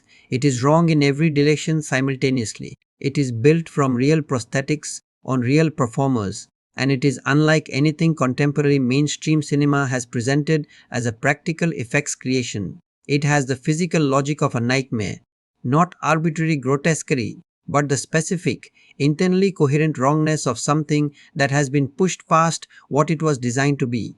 Every specific distortion maps back to the damage documented across the film's preceding 100 minutes. It is also, and this is the stroke of genius that elevates the sequence above mere horror spectacle, dressed for the broadcast. The New Year's Eve gown, the hair, the full apparatus of presentation. Monstro Elisa Sue is going to the network event because Sue said she'd do the broadcast, and whatever the system has become by this point, it is still committed to the appearance of the performance. The broadcast sequence. The New Year's Eve studio is everything the film has been pointing at. The pink set, the television cameras, the studio audience in festive dress, the countdown clock, Harvey in the wings eating something with his hands. Monstro Elisasu arrives. The reactions move through the room in sequence: disbelief, then revulsion, then the particular social paralysis of people who are both horrified and unsure whether they are allowed to express it publicly. Harvey, backstage, experiences something that briefly and completely overrides his professional composure before he recovers enough to start making very fast phone calls. But here's the thing, the cameras are on, live, New Year's Eve, prime time. Monstro Elisasu moves to center stage. What follows is, in the context of everything the film has argued about visibility and value and the gaze and what it means to demand to be seen, something genuinely cathartic, if catharsis can coexist with horror, which this film insists it can. The entity that walked into that studio is both the end point of every compromise Elisabeth made and the refusal of every compromise she ever made. It is hideous by the culture standards. It is completely, defiantly present on the terms the culture never offered her. The broadcast runs, the audience watches, the countdown reaches zero. The eruption and what it means. The climax of the broadcast sequence, the moment that Cannes audiences audibly reacted to, that has become the film's most discussed and circulated moment, is a practical effects eruption that I'll describe minimally and let your viewing fill in, because some experiences should be experienced rather than described. What I will say is this: the eruption is not random. It's not gore for gore's sake, not exploitation, not the film losing control of itself. It is the logical conclusion of a body under unsustainable pressure, finally and completely releasing that pressure. It is, in its own grotesque and undeniable way, freedom, the absolute termination of the performance of maintenance, the end of the warmer light bulbs and the morning roots that avoid the sunlight and the foundation applied for 20 minutes that still doesn't quite work. The culture asked Elisabeth Sparkle to maintain indefinitely and at whatever cost a version of herself it had decided was valuable. The eruption is what happens when that demand is met with full, literal, absolute compliance. You want her to pour everything she has into being seen? Fine, here she is. Look at all of her. The aftermath, the Hollywood star, after the eruption, after the studio, after the screaming and the chaos and the cleanup that the film cuts away from without showing. We return to Hollywood Boulevard. The sidewalk star. We are back where we started. The same concrete, but the star itself. Elisabeth Sparkle is different. The years of foot traffic and weather and accumulated indifference have done their full work. The name is barely legible now. The gold is completely gone. The surface has been cracked and worn down to the point where you have to know what it says to read it. The camera holds on it for the length of time it takes to understand that this is the film's final statement. Not a resurrection, not a redemption arc, not a reconciliation or a recovery or any of the other endings that would give you somewhere comfortable to put this experience. Just the star, worn down, still there, still bearing the name, barely, while the city moves above it in its permanent, magnificent, total indifference. And then, in a moment that has been described as either devastating or hopeful, depending entirely on what you bring to it, a single pair of shoes steps over the star, not on it, over it. Steps around the edge, the way you'd step around something you decided was worth not destroying. The camera catches it without comment. It might be coincidence. It might be the film's only concession to the possibility that not everyone in the world is Harvey, not every glance is appraisal, not every walk down this sidewalk is another vote for the erasure. Or it might just be someone watching where they're going. Fargeat doesn't tell you which. The screen goes dark. The third act's tonal achievement. What the third act accomplishes, what makes it genuinely difficult to categorize alongside other body horror films or other Hollywood satires or other films about women and aging and value, is the sustained coexistence of registers that in any other film would be incompatible. The broadcast sequence is funny, genuinely, darkly, absurdly, uncomfortably funny. The image of Monstro Elisasu in a New Year's Eve gown on a live television set with Harvey in the wings trying to eat a canapé and process what he's seeing simultaneously is comedy of the highest order. The comedy of a system confronted with the consequences of its own logic in a form it cannot manage or contain or quietly redirect. It is also genuinely horrific. The physical reality of what person's effects team built present on screen, unmediated by digital removal, produces a visceral response that the film has been cultivating since the birth sequence. Your body responds before your intellect does, and what it responds with is something adjacent to distress. It is also, in its final frames, quietly sad. The star on the sidewalk, a name still there, barely, a life that was vivid and accomplished and publicly celebrated, worn down to near invisibility by the simple passage of time and the footsteps of people who never look down. Hold all three of those simultaneously, funny, horrific, sad, and you have the experience of watching the third act of The Substance. That's the achievement. That's what Fargeat built. Let's talk about how this film looks. Because everything we've spent 6 parts analyzing, the psychology, the horror, the satire, the emotional architecture of Elisabeth's disintegration, is delivered through a visual language that Coralie Fargeat and cinematographer Benjamin Cracon spent considerable time developing before a single frame was shot.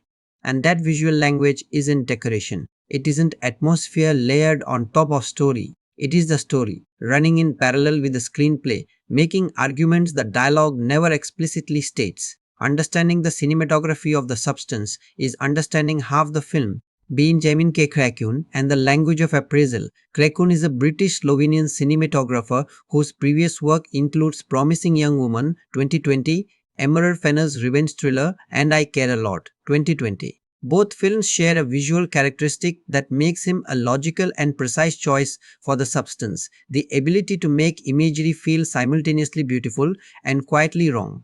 His frames tend toward a certain studied elegance, clean compositions, controlled color palettes, deliberate lighting that creates a surface of aesthetic pleasure underneath which something is deeply structurally off. For The Substance, Cracon and Fargeat developed a visual system built around a single governing question. What does it feel like to be looked at, and how does that feeling change depending on who is doing the looking and why? The answer, translated into cinematographic choices, produces a film where the camera itself is constantly performing an act of evaluation. It doesn't just observe, it assesses. And the terms of that assessment shift depending on whose body it's currently regarding. The two-register visual system, the film operates with two distinct visual registers established in the birth sequence and maintained with remarkable consistency across the entire runtime. Elisabeth's register is clinical. The lighting tends toward cooler temperatures, not harsh, not aggressive, but the quality of light that shows everything. Shadows are minimal. The skin is lit from angles that emphasize texture rather than conceal it. The camera's focal length when it moves close to her face is slightly longer than intimate. It's the focal length of examination, of the evaluating look that keeps the subject at a distance that's just enough to convert a person into a specimen. Sue's register is aspirational, warm, golden, soft. The lighting comes from lower angles that sculpt rather than reveal. The specific technique of glamour photography, where illumination is selected for its ability to create the image of perfection rather than document reality. When the camera moves close to Qualley's face, it settles into a focal length that reads as intimacy, as warmth, as the visual grammar of "I want to be near this." These two registers are not subtle. Fargeat doesn't hide them, but their presence becomes something profound when you begin tracking how they shift across the film's runtime, because they don't stay fixed. Elisabeth's register starts relatively neutral and moves toward clinical. Sue's starts curiously warm, and as the second act progresses and Sue's situation becomes more constrained, cools almost imperceptibly. By the third act, both registers are converging towards something neither fully describes. Lenses and what they argue. The specific lens choices in The Substance deserve attention because they're doing ideological work. Wide-angle lenses, Those that distort the edges of the frame, that make spaces feel larger and faces slightly plastic when used up close, are deployed consistently in two contexts: the network building and Harvey's scenes. The distortion is mild, never cartoon wide, but present. It makes the architecture of power feel slightly unreal. Harvey's office, shot slightly wide, has the quality of a space that's been designed for performance rather than inhabitation. Everything slightly too large, slightly too glossy, the proportions of a stage set rather than a room. Longer focal lengths, those that compress space, that flatten depth and isolate subjects against their backgrounds, are used in the apartment scenes, specifically in the mirror scenes. Elizabeth, reflected in a long lens, has the quality of a photograph, static, examined, two-dimensional in a way that living three-dimensional people aren't. The lens makes the mirror scenes feel like the gaze is coming from outside the frame, from somewhere beyond the room, assessing, and the handheld work, used sparsely but with precision, appears almost exclusively in the scenes where the body horror transitions from psychological to physical. When things start happening to the body that the body shouldn't do, the camera loosens, becomes slightly unstable, responds to what it's seeing with the documentary quality of a camera that wasn't fully prepared for this either. The shift from locked off to handheld is a register shift that tells you something real is being witnessed. Color's argument, the pink problem. The production designer Stephanie Fontaine and Krakoun developed a color system for the film that runs on a single organizing principle. The colors associated with the culture's demands on women's presentation should be beautiful and nauseating in approximately equal measure. Pink is the film's primary satirical color. The aerobic studio, Sue's and, by legacy, Elisabeth's is a pink that tips just past pleasant into something that makes the back of your eyes ache slightly. It's the pink of bubblegum, of children's toys, of a confection so aggressively sweet that consuming too much of it makes you sick. The saturation is turned up by about 15% beyond where it would be in a naturalistic film. That 15% is doing a tremendous amount of work. It transforms the set from a normal television studio into a soft pastel trap. When Harvey talks about the fresh new energy he wants from the show, the pink studio is visible through the glass behind him. When Sue hosts the broadcast, she's in pink. When Elizabeth watches Sue on television, the pink comes through the screen and fills the apartment with its slightly queasy light.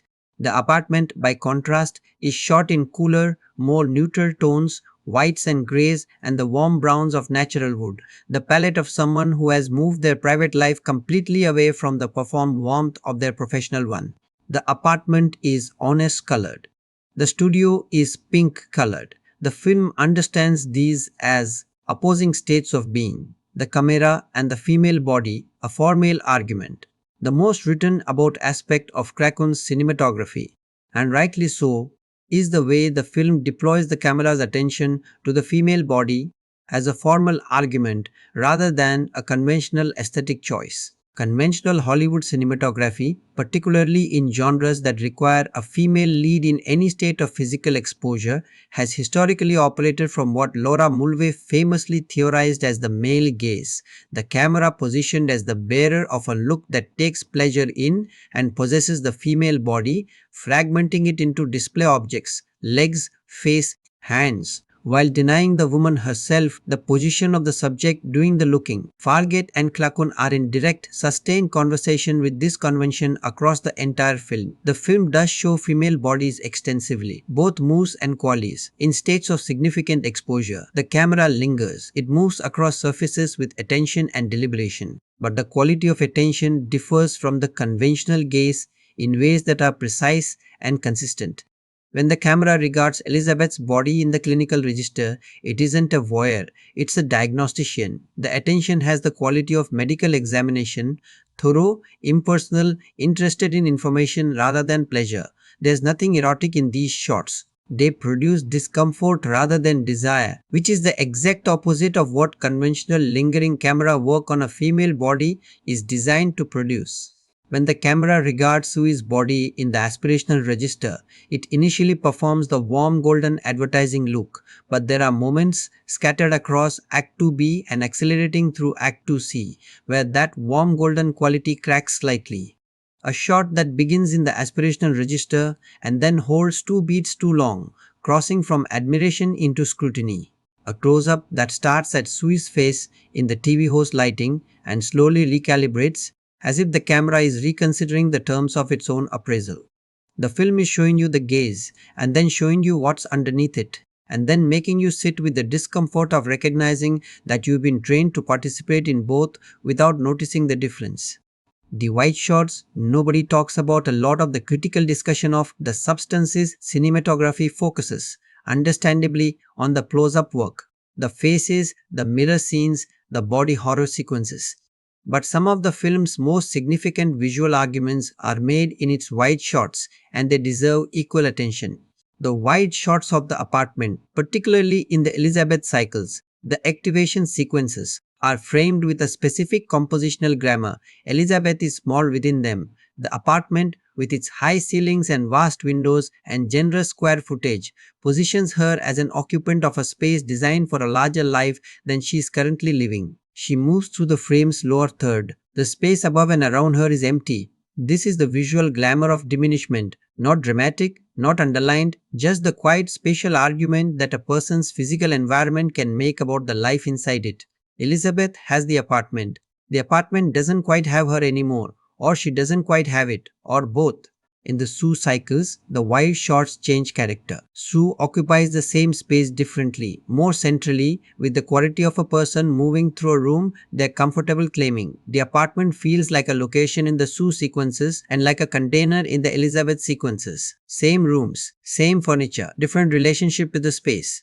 One camera, one apartment, two completely different films about what it means to be present somewhere. The final shot and its visual logic. The closing image, the worn Hollywood star barely legible, the single pair of shoes stepping carefully around its edge is the film's visual thesis statement delivered in its simplest possible form.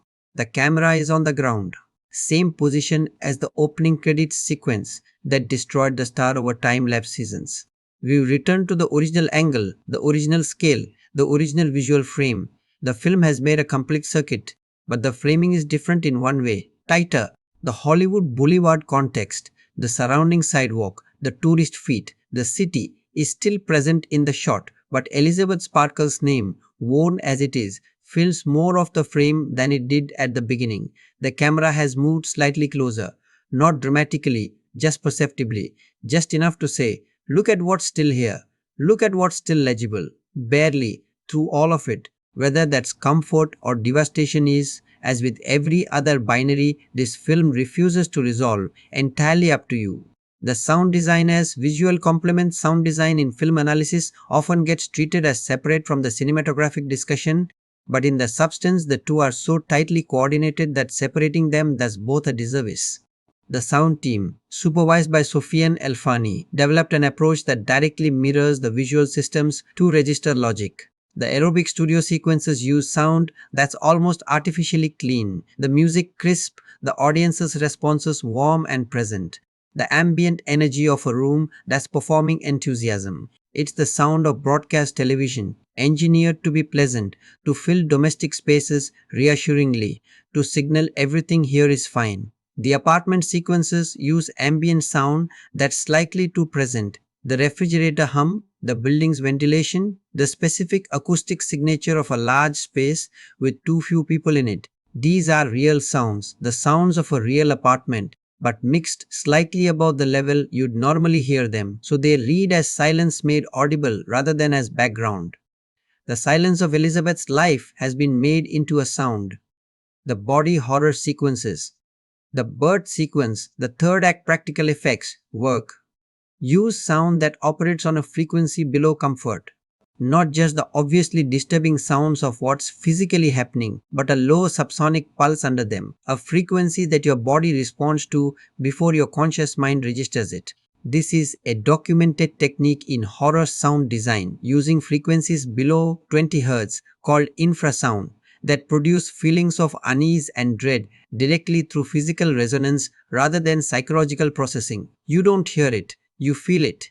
The choice to deploy infrasound specifically in the sequences depicting what happens to a body under unsustainable cultural pressure is either a very elegant technical decision or a very elegant accident. Given Fargeat's level of formal control across every other aspect of this film, the word accident doesn't really apply.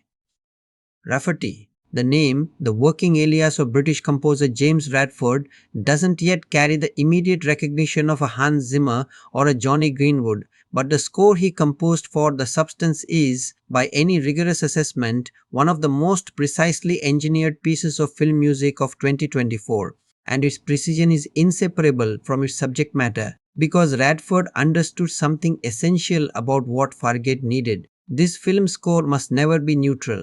Every cue must be taking a position. It always is. That's what makes it so relentlessly effective and, at moments, so profoundly unsettling. The score's fundamental architecture. Radford built the Substance score on a structural tension between two sonic worlds, and that tension directly mirrors the film's central visual and thematic bifurcation. The first world is electronic, synthetic, cold, pulsing with the sub-bass throb of industrial and post-industrial music traditions. Think early Tangerine Dream. Think John Carpenter's self-composed scores for Halloween and The Thing. Think the specific texture of synthesizer music that the late 70s and early 80s produced when composers first had access to genuinely expressive electronic instruments and started asking what horror sounds like when it comes from a machine. This is the score's Elisabeth register. Vast, slightly threatening, not warm, deeply and uncomfortably present in the room with you. The second world is pop glossy, bright, major key, aggressively cheerful, deployed with the deliberate artificiality of a commercial jingle or a network television theme. When Sue hosts the aerobic show, when Harvey celebrates a ratings win, when the Pink Studio is doing its Pink Studio thing, the score shifts into this register with a completeness that's almost comic. It's too bright. It's the brightness of something that's trying very hard, and the effort is visible in the trying, and the visibility of the effort is exactly the point. What Radford does with extraordinary skill is the movement between these worlds. The transitions are never smooth. They are cuts, not fades. The score switches, registers the way the film's image switches, abruptly and without warning, so that you are never fully settled in one sonic environment before the other arrives. The strings that aren't quite strings. One of the score's most technically interesting elements is a sound that appears repeatedly in the Elisabeth sequences, something that presents as a string instrument, as a cello or viola, but processed through synthesis until it exists in the uncanny valley between organic and electronic. It sounds like something alive but slightly wrong, like a breathing thing that learned to breathe from a recording rather than from experience. The pitch is accurate, the harmonic structure is technically correct, but there's a quality to the tone, a slight digital edge at the attack, a sustain that fades a half beat too late, that registers as off without your brain immediately identifying why. This is the sound Radford associates with Elisabeth's interiority, not the clinical electronic pulse of the more overt horror cues, not the glossy pop brightness of the cultural machinery, but this ambiguous middle thing, organism and artifact simultaneously, alive and processed, real and performing its realness. It's a perfect sonic analogy for what Elisabeth actually is by the middle of the film, a person who has spent so long performing herself for an audience that the boundary between the performance and the person has become genuinely unclear, even to her. The aerobic show theme and its function, the Sparkle Your Life with Elisabeth Sparkle theme, and later its successor, Pump It Up with Sue, is one of the film's most deliberately constructed comedic elements, and Radford composes it with gleeful excess. It is, objectively, an earworm. It has the catchiness of the worst 80s aerobics video music, synthesized brass, 4 on the floor kick drum, a hook that loops every 8 bars with the mindless confidence of something that was never trying to be interesting and achieved exactly what it was aiming for. The first time you hear it, it's funny. By the fourth or fifth time, as Elisabeth watches the show from her couch with soggy cereal and the theme plays with its usual bright insistence, it has become a specific kind of torture. That's the design. The theme is catchy. Precisely so, it can be used as an instrument of repetition. Horror. The way a phrase repeated too many times in quick succession becomes strange and threatening. The cheerfulness curdling into something that tastes wrong. When Monstro Elisasu enters the New Year's Eve broadcast studio and the theme plays because it's the show's opening music and the broadcast is live and nobody has managed to stop the playback in time. It is simultaneously the film's funniest cue and one of its most appalling. The brightness of the theme colliding with the reality of what's in the studio creates a tonal dissonance that the film has been building toward for 2 hours. Comic horror is a precision instrument. That cue is the precision instrument at maximum deployment. The silence strategy. Radford and Fargate use silence as an active compositional element, a choice that separates sophisticated film scoring from conventional practice. Most films use music continuously or near continuously, filling silence as a default. The implicit logic is that silence creates discomfort, and the score's job is to prevent discomfort or direct it. The substance inverts this logic. It uses silence to create discomfort, and the score's job is to make the eventual return of sound feel like either relief or threat, depending on what the narrative needs.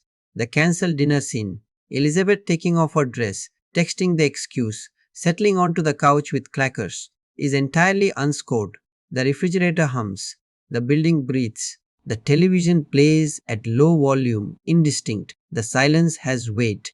It has the specific acoustic texture of a large apartment with one person in it, and that texture is more frightening in the context of this film than any horror cue Radford composed.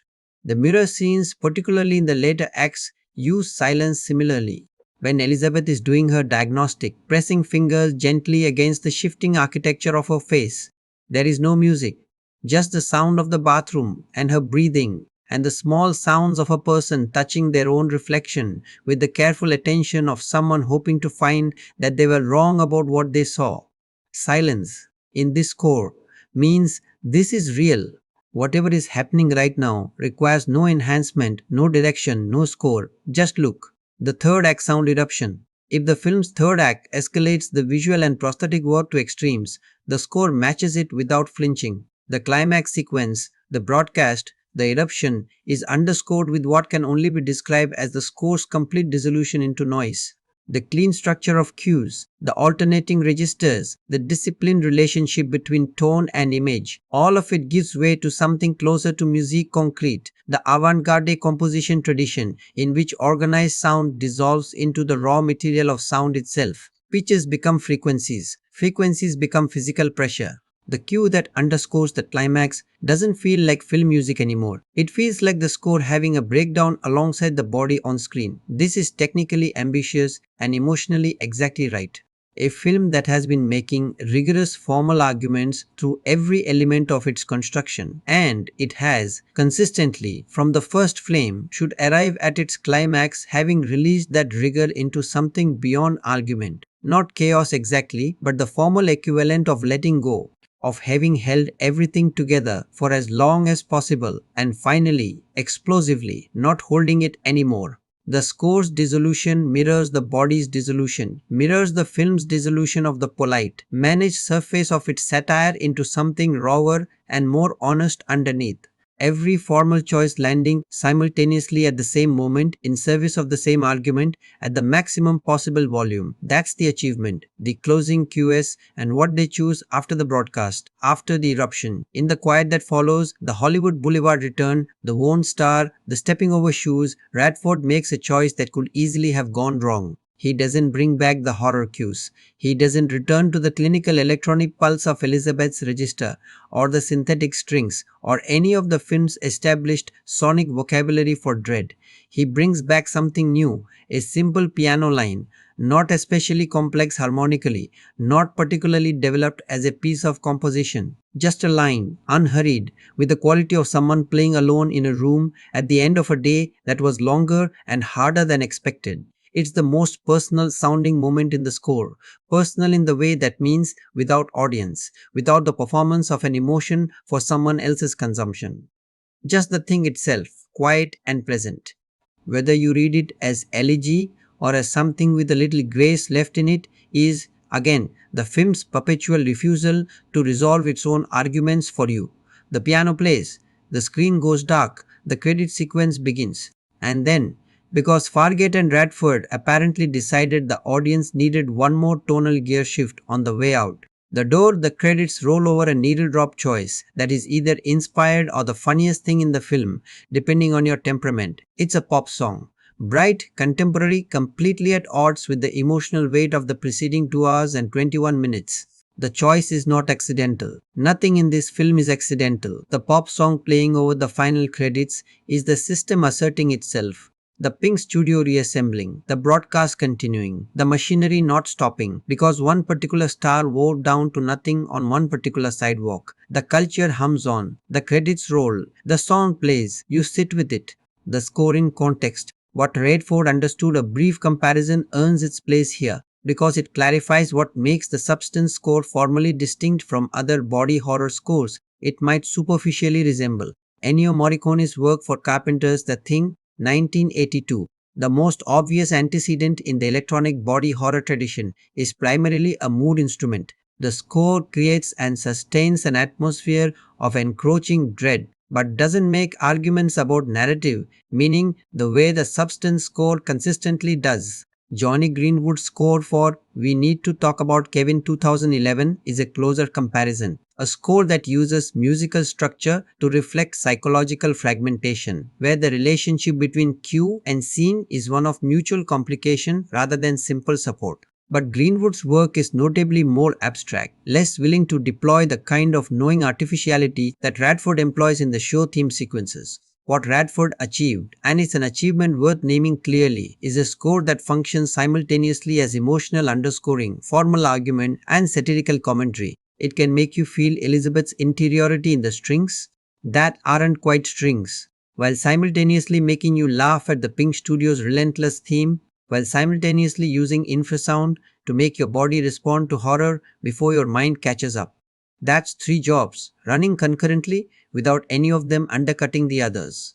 Score that ambitious and that successful is genuinely rare. That it arrived attached to a debut feature score, The Substance is Radford's first major film score, makes it rarer still. The bathroom at the center of The Substance is one of the most important rooms in 2024 cinema, not because of what it looks like, though it looks extraordinary, but because of what it does. It's the site of emergence and return, of transformation and consequence, of the most intimate horrors, the film stages. It's where Sue is born, where Elisabeth deteriorates, where the rule is followed and violated and ultimately abandoned. More screen time passes in this one bathroom than in any other single location in the film. Production designer Stéphane Fontaine designed it accordingly. The bathroom as architecture of duality. The bathroom is white, completely, aggressively, almost clinically white. White tile, white grout, white fixtures, white surfaces. The kind of white that reads less as a design choice and more as an ideological statement. Operating theatre white, laboratory white. The white of places where things are supposed to be clean, where contamination is supposed to be visible against the background, where the mess is always legible against the order. This choice is doing multiple jobs simultaneously. Practically, the white surfaces allow the practical effects work to register with maximum visual clarity. There's nowhere to hide the horror against white, no shadowy corner where the grotesque can blur into ambiguity. Whatever is happening to the body happens in full view, fully lit, against a background that shows every drop and smear and asymmetry with forensic precision. Symbolically, the white bathroom is the film's altar of maintenance.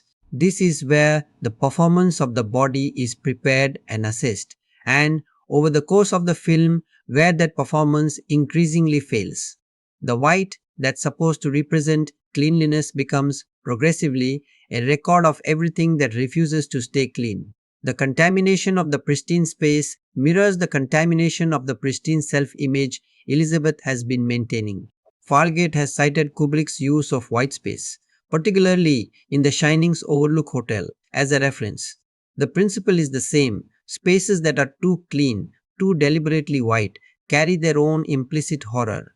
They are staging grounds for violation. the IV infrastructure and what it represents, the practical logistics of the substance protocol, the IV bags, the tubing, the clinical equipment installed in the apartment bathroom are designed with a specificity that rewards close looking. The equipment is medical grade but domestic in installation. It's been fitted into the bathroom the way you'd install a towel rail, not hidden, not disguised, but incorporated into the existing space as if it's always been there. Which, for Elisabeth, it essentially has been since she agreed to the terms. The IV bag that keeps the sleeping body alive during the other's activation period hangs from a simple chrome hook above the bathtub. The tubing runs with the tidiness of something that someone spends time maintaining. There's a small monitoring panel on the wall that displays vital signs in clean green numerals: pulse, temperature, something unspecified, that Elisabeth checks and Sue checks with the routine attention of someone who has folded this into their daily domestic practice. Fontaine designed all of this to feel genuinely inhabited. The equipment has the patina of regular use.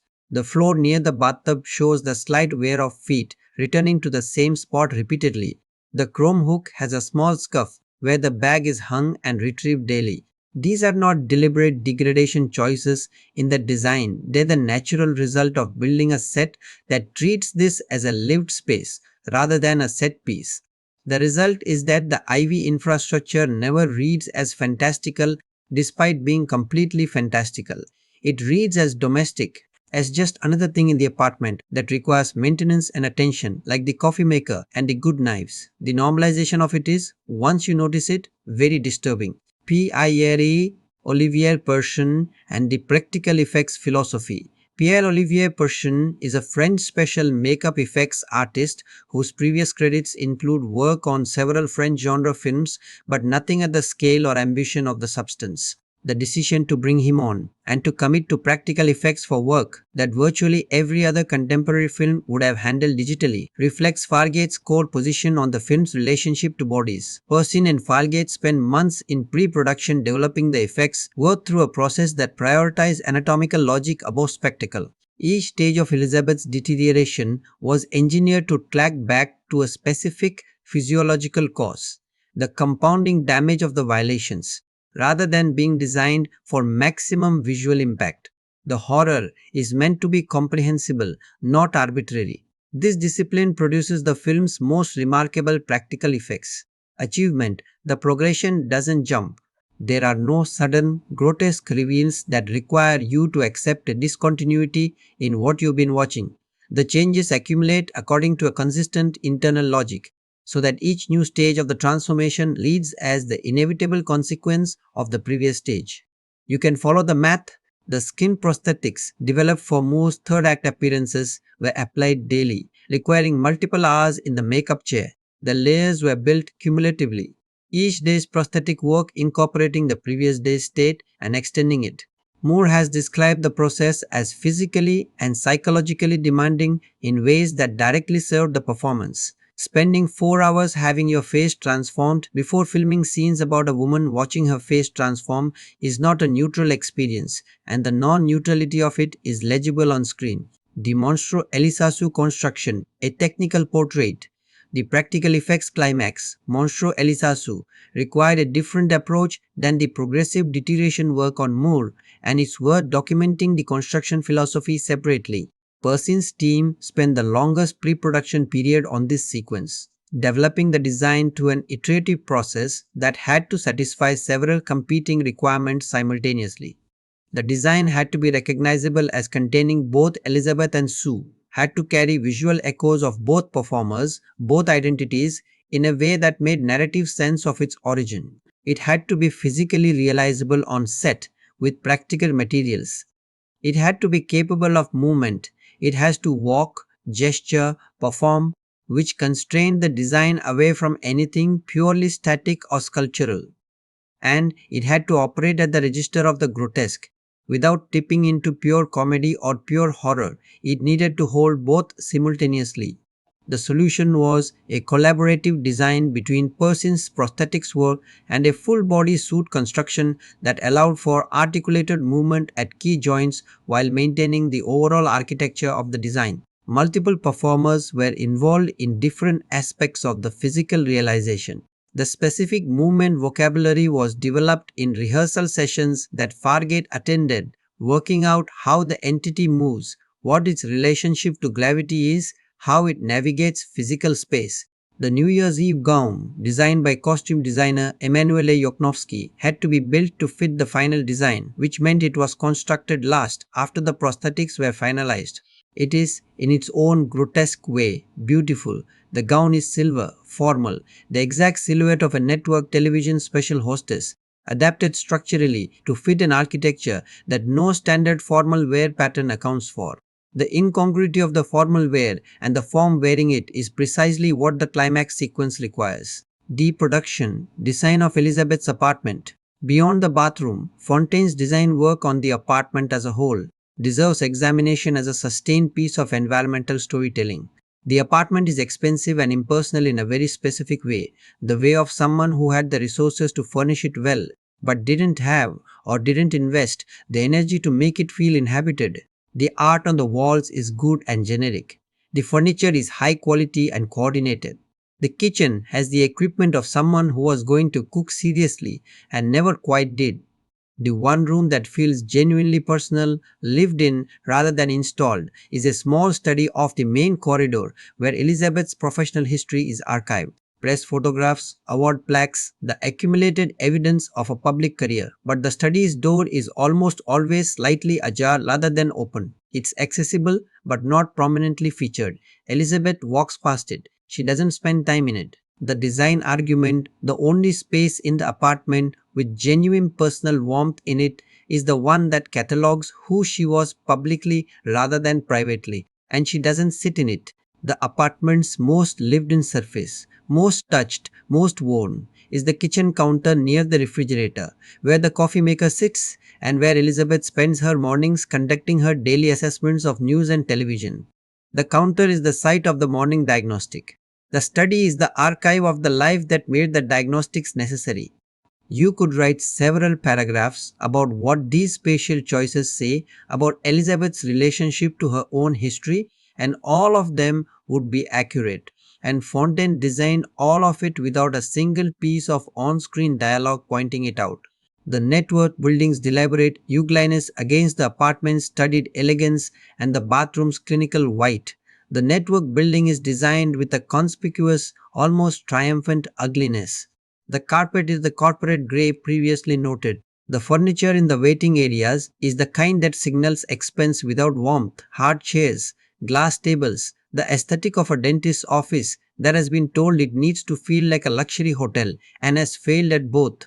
The conference rooms have the acoustic deadness of spaces designed for talking rather than thinking in. Harvey's office is the most developed piece of design in the building. It's a trophy room, essentially. Every object in it relates to status or achievement.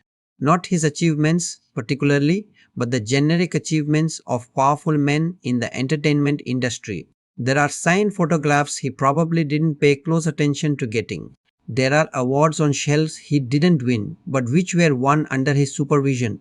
There are golf trophies, because of course there are golf trophies. The design makes a quiet argument about how power decorates itself with the evidence of other people's labor, gathered and displayed by the person who benefited from it without needing to do it. Costume as character language. Yuknovsky's costume design for the three principals operates with the same two-register logic that governs the cinematography and the score. Elizabeth's wardrobe is precise and controlled. Quality fabrics, classical cuts, nothing experimental. The clothes of someone who has learned exactly what works on her body and has standardized around that knowledge.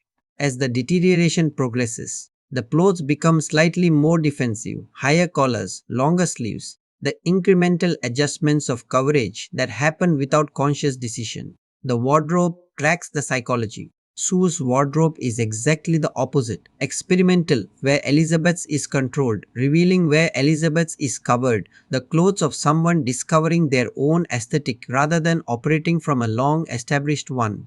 The progression in Sue's wardrobe moves from the athletic wear of the show, functional, branded, the costume of a body being exhibited for its fitness through increasingly fashion-forward choices as her social world expands, and then, subtly, in the second act towards something slightly more considered, as if Sue is beginning to develop preferences that aren't just about being seen. The New Year's Eve gown built for Monstro Elisa Sue is, as noted, silver and formal and incongruous and perfect. But it's worth adding that it's built in Elizabeth's preferred fabric quality, structured, heavy, the weight of a garment chosen for how it falls rather than how it photographs. Even in the film's most extreme practical effects sequence, the costume department remembers whose body this originally was.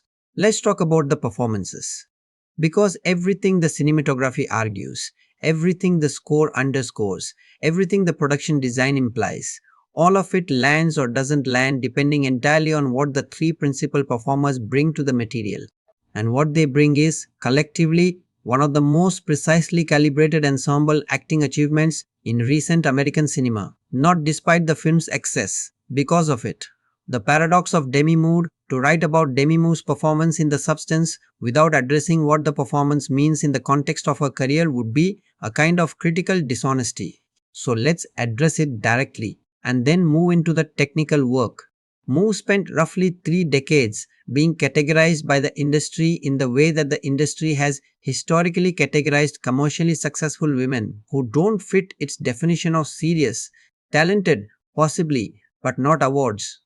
Material, bankable, certainly, but not the kind of bankable that translates into institutional recognition. She made films that people watched, enormous numbers of people, repeatedly, for years, and those films were discussed primarily in terms of their commercial performance rather than the craft that produced them. The label popcorn actress, which she mentioned in her Golden Globe speech, is a real industry designation, and it operates as a very precise form of dismissal. It acknowledges your commercial value while denying your artistic one. It says your work matters to audiences but not to culture. It says you're a product, not an artist. Her performance in The Substance is, among other things, a 30-year answer to that label delivered in 2 hours and 21 minutes. And the answer is not a career retrospective or a victory lap. It's a piece of acting that does something genuinely difficult and does it with total commitment and no visible seams. The technical architecture of Moore's performance. What Moore does in The Substance is build a character through negation as much as expression, through what Elizabeth doesn't show, doesn't say, doesn't allow, as much as through what she does. The performance's central challenge is the management of Elizabeth's emotional interior under the professional composure she spent decades constructing. Moore found a solution that's both technically precise and psychologically accurate. The composure is never false, never a mask that the audience sees through. It's real. Elizabeth really has that composure. The decades of practice have made it genuine, not performed. What the performance tracks is the cost of maintaining it. Watch the quality of Moore's stillness across the film. It changes. Early Elizabeth is still in the way of someone who has learned stillness as a professional tool, controlled, purposeful, the stillness of a body that knows it's being watched and has decided what it's going to communicate. Mid-film Elizabeth's stillness has a different quality, heavier, the stillness of someone who is no longer moving because they are using all available energy for the maintenance project, not because they have anywhere they want to go. Late film Elizabeth's stillness is different again. The stillness of someone who has arrived somewhere they didn't intend to arrive and is taking stock. 3 different qualities of stillness, each one characterologically distinct, each one delivered through the same pair of eyes. That level of physical specificity in performance, the ability to make states of inaction speak as clearly as action, is not common. Moore has always had it. The industry just didn't build vehicles that required it. The mirror work. The mirror scenes are Moore's recurring high wire act, and she doesn't drop once. The challenge: how do you depict a person doing something they've done 10,000 times, looking at their reflection, in a way that reveals something new each time the film returns to it? How do you prevent the mirror scene from becoming a visual cliche? The character confronts their appearance, beat that films deploy with dreary regularity as a shorthand for interiority. Moore's solution is to treat each mirror scene as a different diagnostic, a different question being asked of the reflection. Early mirrors, am I still here, still recognizable, still presenting correctly? Middle mirrors, what is this new information I am seeing and how do I process it? Late mirrors, is this still me at all and does that question still matter? The answer shifts each time and Moore communicates the shift through micro adjustments, the angle of the head, the distance from the glass, the specific quality of attention in the eyes, the relationship between what the face is doing and what the face is trying not to do. The final direct mirror confrontation she has before the third act events. The late film scene where she stands very close, presses fingers gently, and then laughs that short, not quite happy laugh, is a scene she performs in 5 seconds of screen time that took a career's worth of precision to make possible. What the prosthetics gave and required the hours. Moore spent daily in the makeup chair for the third act prosthetics work did something unusual for the performance. It created a genuine experience of alienation from her own face that directly served the character. Moore has spoken about the psychological effect of completing 4 hours of prosthetic application and then performing scenes about a woman who no longer recognizes herself in the mirror. The gap between the face she went into the makeup chair with and the face she emerged with. A gap she experienced from the inside, feeling the prosthetics change the way her own facial movements read, the way her expressions translated through the altered skin, gave the performance a quality of genuine disorientation that acting alone might have approached but not quite achieved. This is the reciprocal relationship between practical effects and performance at its most productive. The prosthetics aren't just a visual tool, they're a performance instrument. Moore was working with them, not against them, allowing the physical reality of what was being applied to her face to inform how Elisabeth inhabits the body she's watching change. The result is that the third act doesn't feel like an actress performing horror at what's happening to her character. It feels like a person experiencing it. The distinction matters enormously. Margaret Qualley, the performance beneath the surface.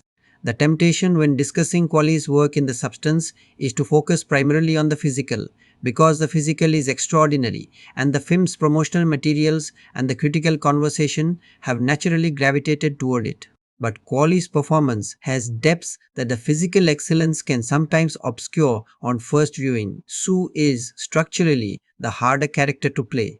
Where Elisabeth has a clear psychological history, decades of lived experience, accumulated weight, visible damage, Sue arrives fully formed and essentially without backstory. She knows what she knows because Elisabeth knew it, but she doesn't have the felt experience of having learned it. She's operating with borrowed knowledge and no practice at possessing it. Qualley translates this into a physicality that's both extremely confident and subtly wrong in a way you don't consciously register until later. Sue moves through space with the ease of someone who has always been comfortable in their body, but the specific texture of that comfort is slightly unfamiliar, as if the person inside the body is accustomed to the capability but still slightly surprised by it each time. It reads as the movement of someone performing confidence from the inside, rather than someone who's had confidence long enough to stop noticing it. This is a precise distinction, and Qualley makes it consistently without ever underlining it. The progression of Shue's expression Qualley builds a developmental arc for Shu that tracks the character's growing awareness of her situation. The slow discovery that she is not free, that the substance gave with one hand and constrained with the other, that the life she is living has a fundamental structural incompleteness. The early Sue is all surface in the best possible sense, genuinely open, genuinely present in each scene, the unburdened quality that we discussed earlier. The middle Sue is still open, but something has appeared at the edges of her expressions that wasn't there before, a thoughtfulness that's not quite worry but is adjacent to it, a quality of someone beginning to ask questions about their situation that they'd previously not needed to ask.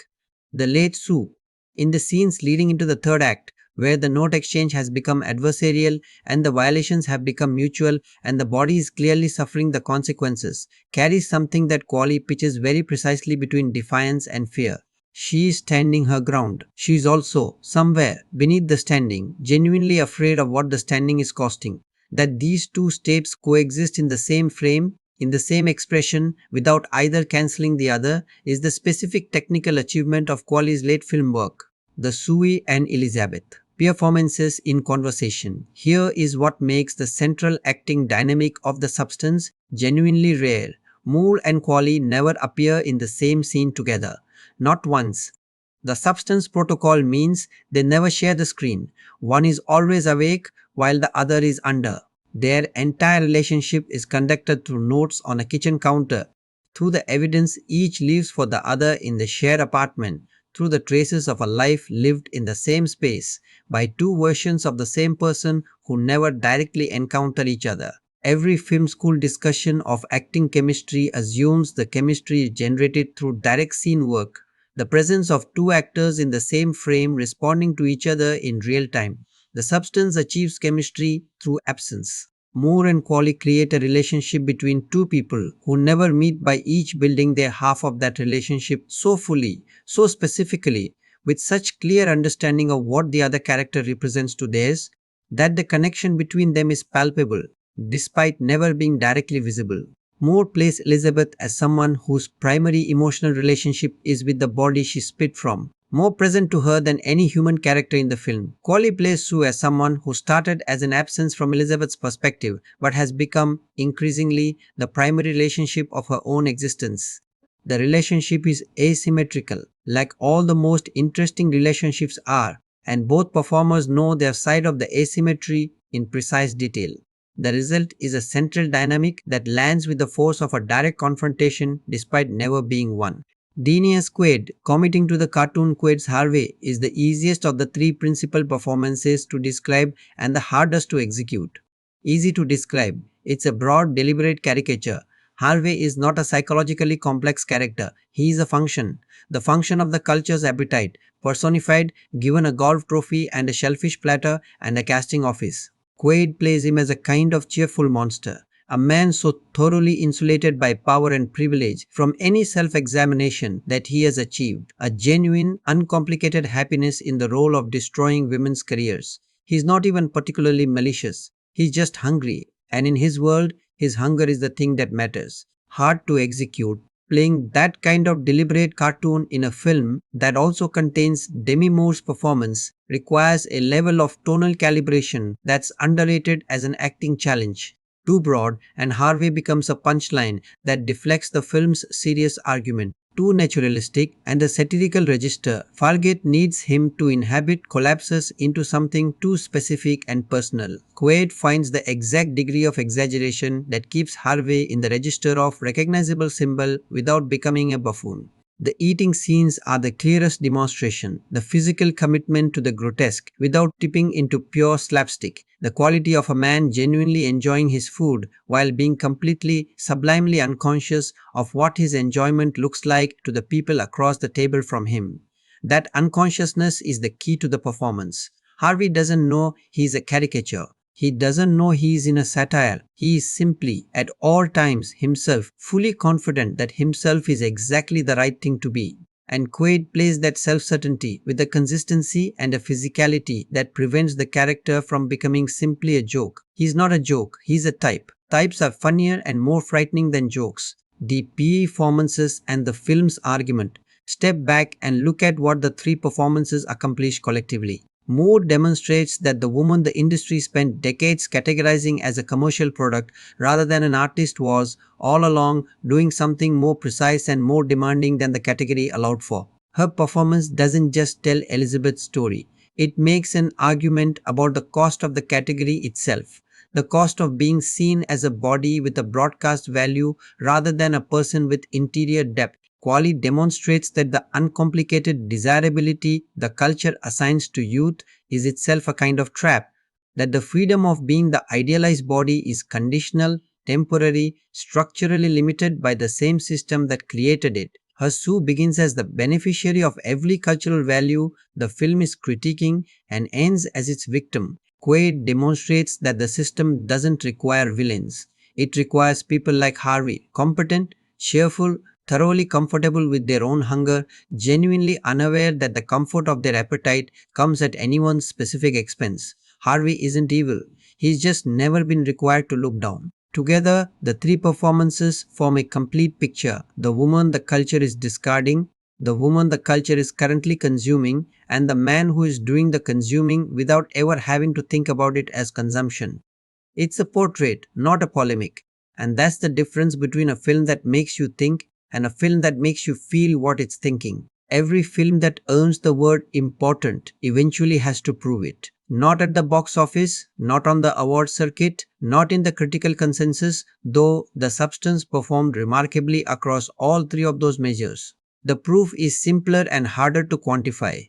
Does the film actually change something? Does it leave the conversation around its subject in a different place than it found it? Does it add something to the world that wasn't there before it arrived? The substance earns the word. Here's how. The central thesis and its precision. Let's state the film's argument as plainly as possible, because clarity is the prerequisite for the kind of engagement it deserves. The substance argues that the beauty culture's demand for permanent youth, specifically as it operates on women in the entertainment industry, though the film is careful to make the argument broadly legible, is not merely unfair or commercially motivated. It is biologically impossible, and the attempt to satisfy it causes literal disintegration. The substance is not a metaphor for cosmetic surgery or for Hollywood's treatment of women or for the internalized male gaze, in the sense that metaphors are indirect.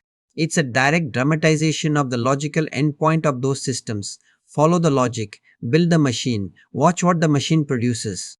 That precision, the willingness to follow the logic to its actual conclusion rather than stopping at the comfortable implication, is what separates the substance from the significant body of films that have addressed adjacent territory. Sunset Boulevard 1950 told us what happens to women discarded by Hollywood. All About Eve 1950 told us what the competition for that visibility costs. Showgirls 1995 showed us the machinery itself in early operation. Black Swan 2010 explored the psychological self-destruction demanded by a culture of perfection. The substance draws a line through all of these and extends it past the comfortable territory of metaphor into somewhere that requires a stronger stomach to visit.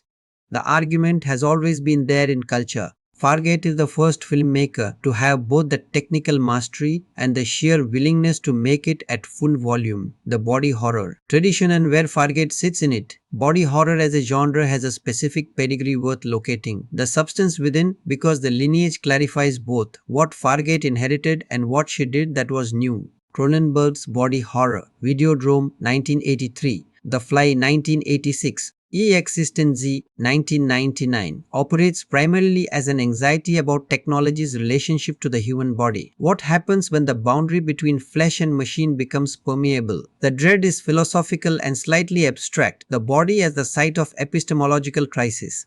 Julia Ducournau's Raw 2006 and Titan 2021, both French, both operating in the visceral register of Fargeat's work, use body horror to explore desire, identity, and gender with considerable formal intelligence.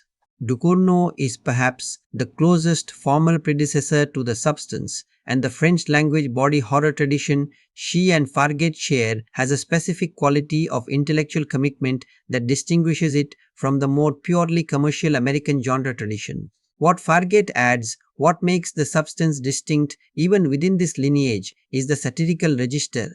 Cronenberg is never funny, not intentionally. Ducournau is occasionally darkly comic, but not satirical in the formal sense. The substance is a satire that happens to be body horror, where the satirical argument is being made through the body horror rather than alongside it. The genre is the argument is the genre.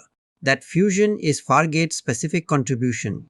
The cultural moment, and why the film found it. The substance arrived in 2024. A specific cultural moment worth characterizing briefly, because films don't exist outside of their historical context. 2024 was, among other things, a year in which the cultural conversation about women, aging, and value had been running at high volume for several cycles. The Me Too movement had, several years earlier, opened institutional discussions about how the entertainment industry treats women. That conversation had produced accountability in some cases and very little in others, and the ambient frustration about the gap between the conversation and the change was present and real. Simultaneously, the discourse around anti-aging had intensified with the proliferation of social media as an image platform, the normalization of filters, of face tuning technology, of a visual environment in which the unmanipulated female face has become so rare as to be legible as a statement. The pressure to maintain a specific presentation of self across every platform and context had been documented and discussed and grieved over for years.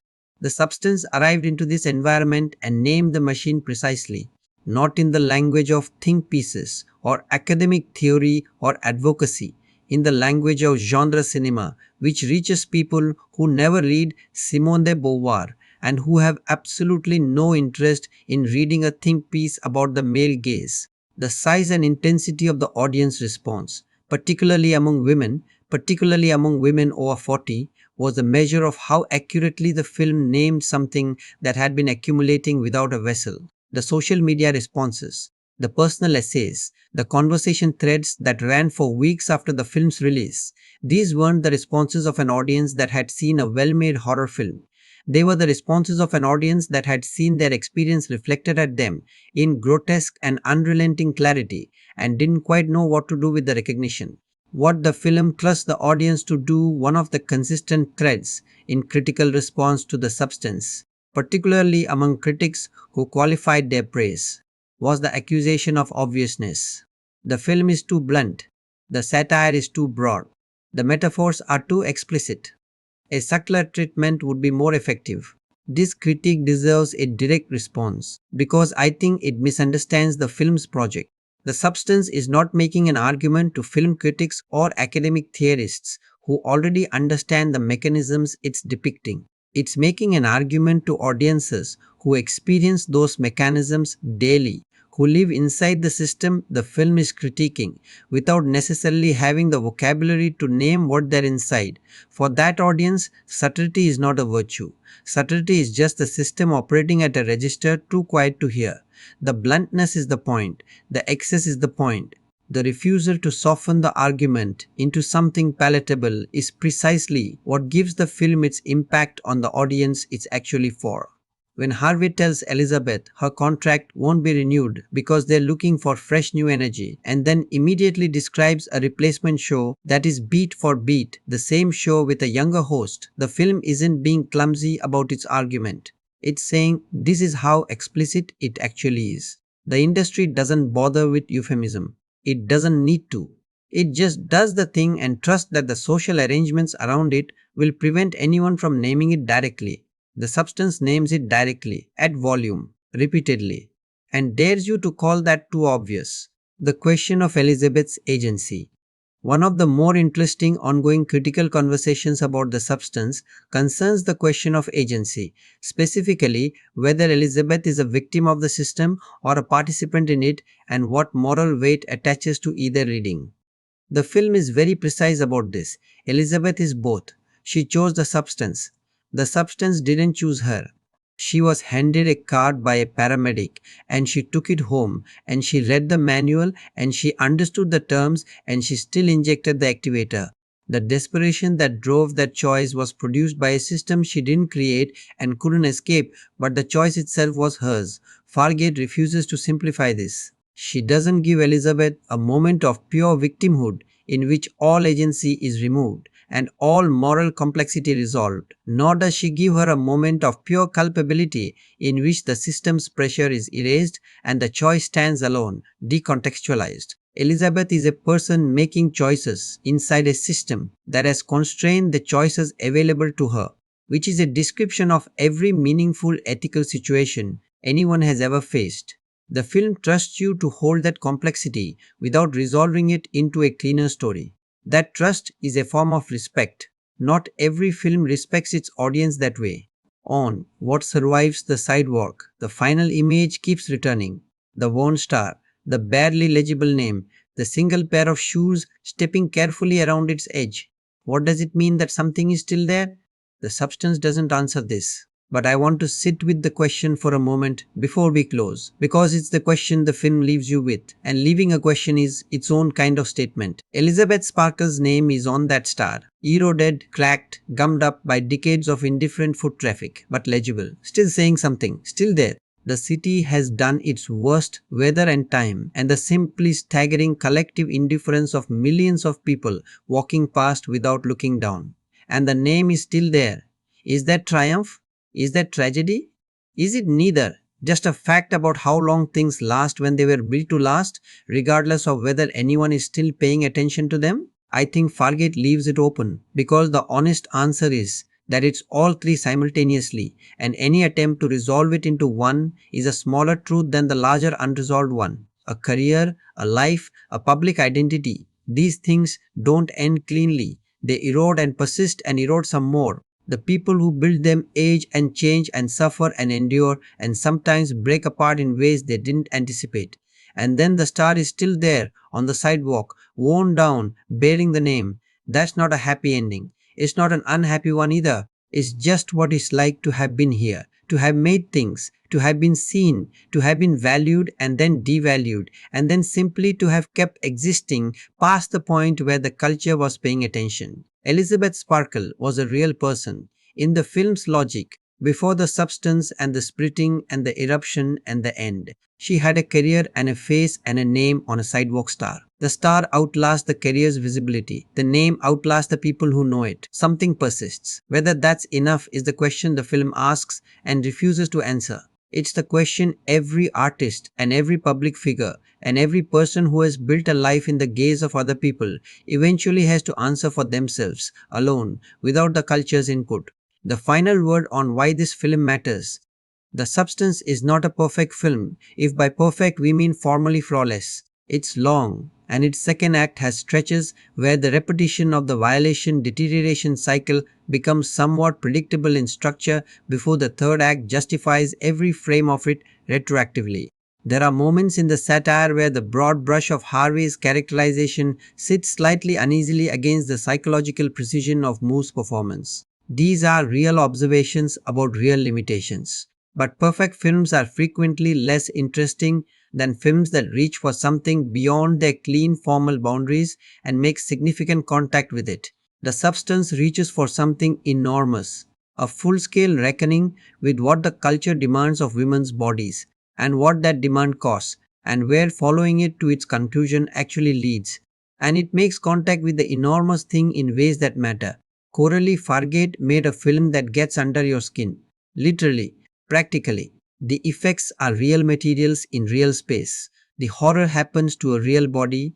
The arguments are made in flesh rather than language. You can intellectualize everything about it, as we've been doing for 11 parts.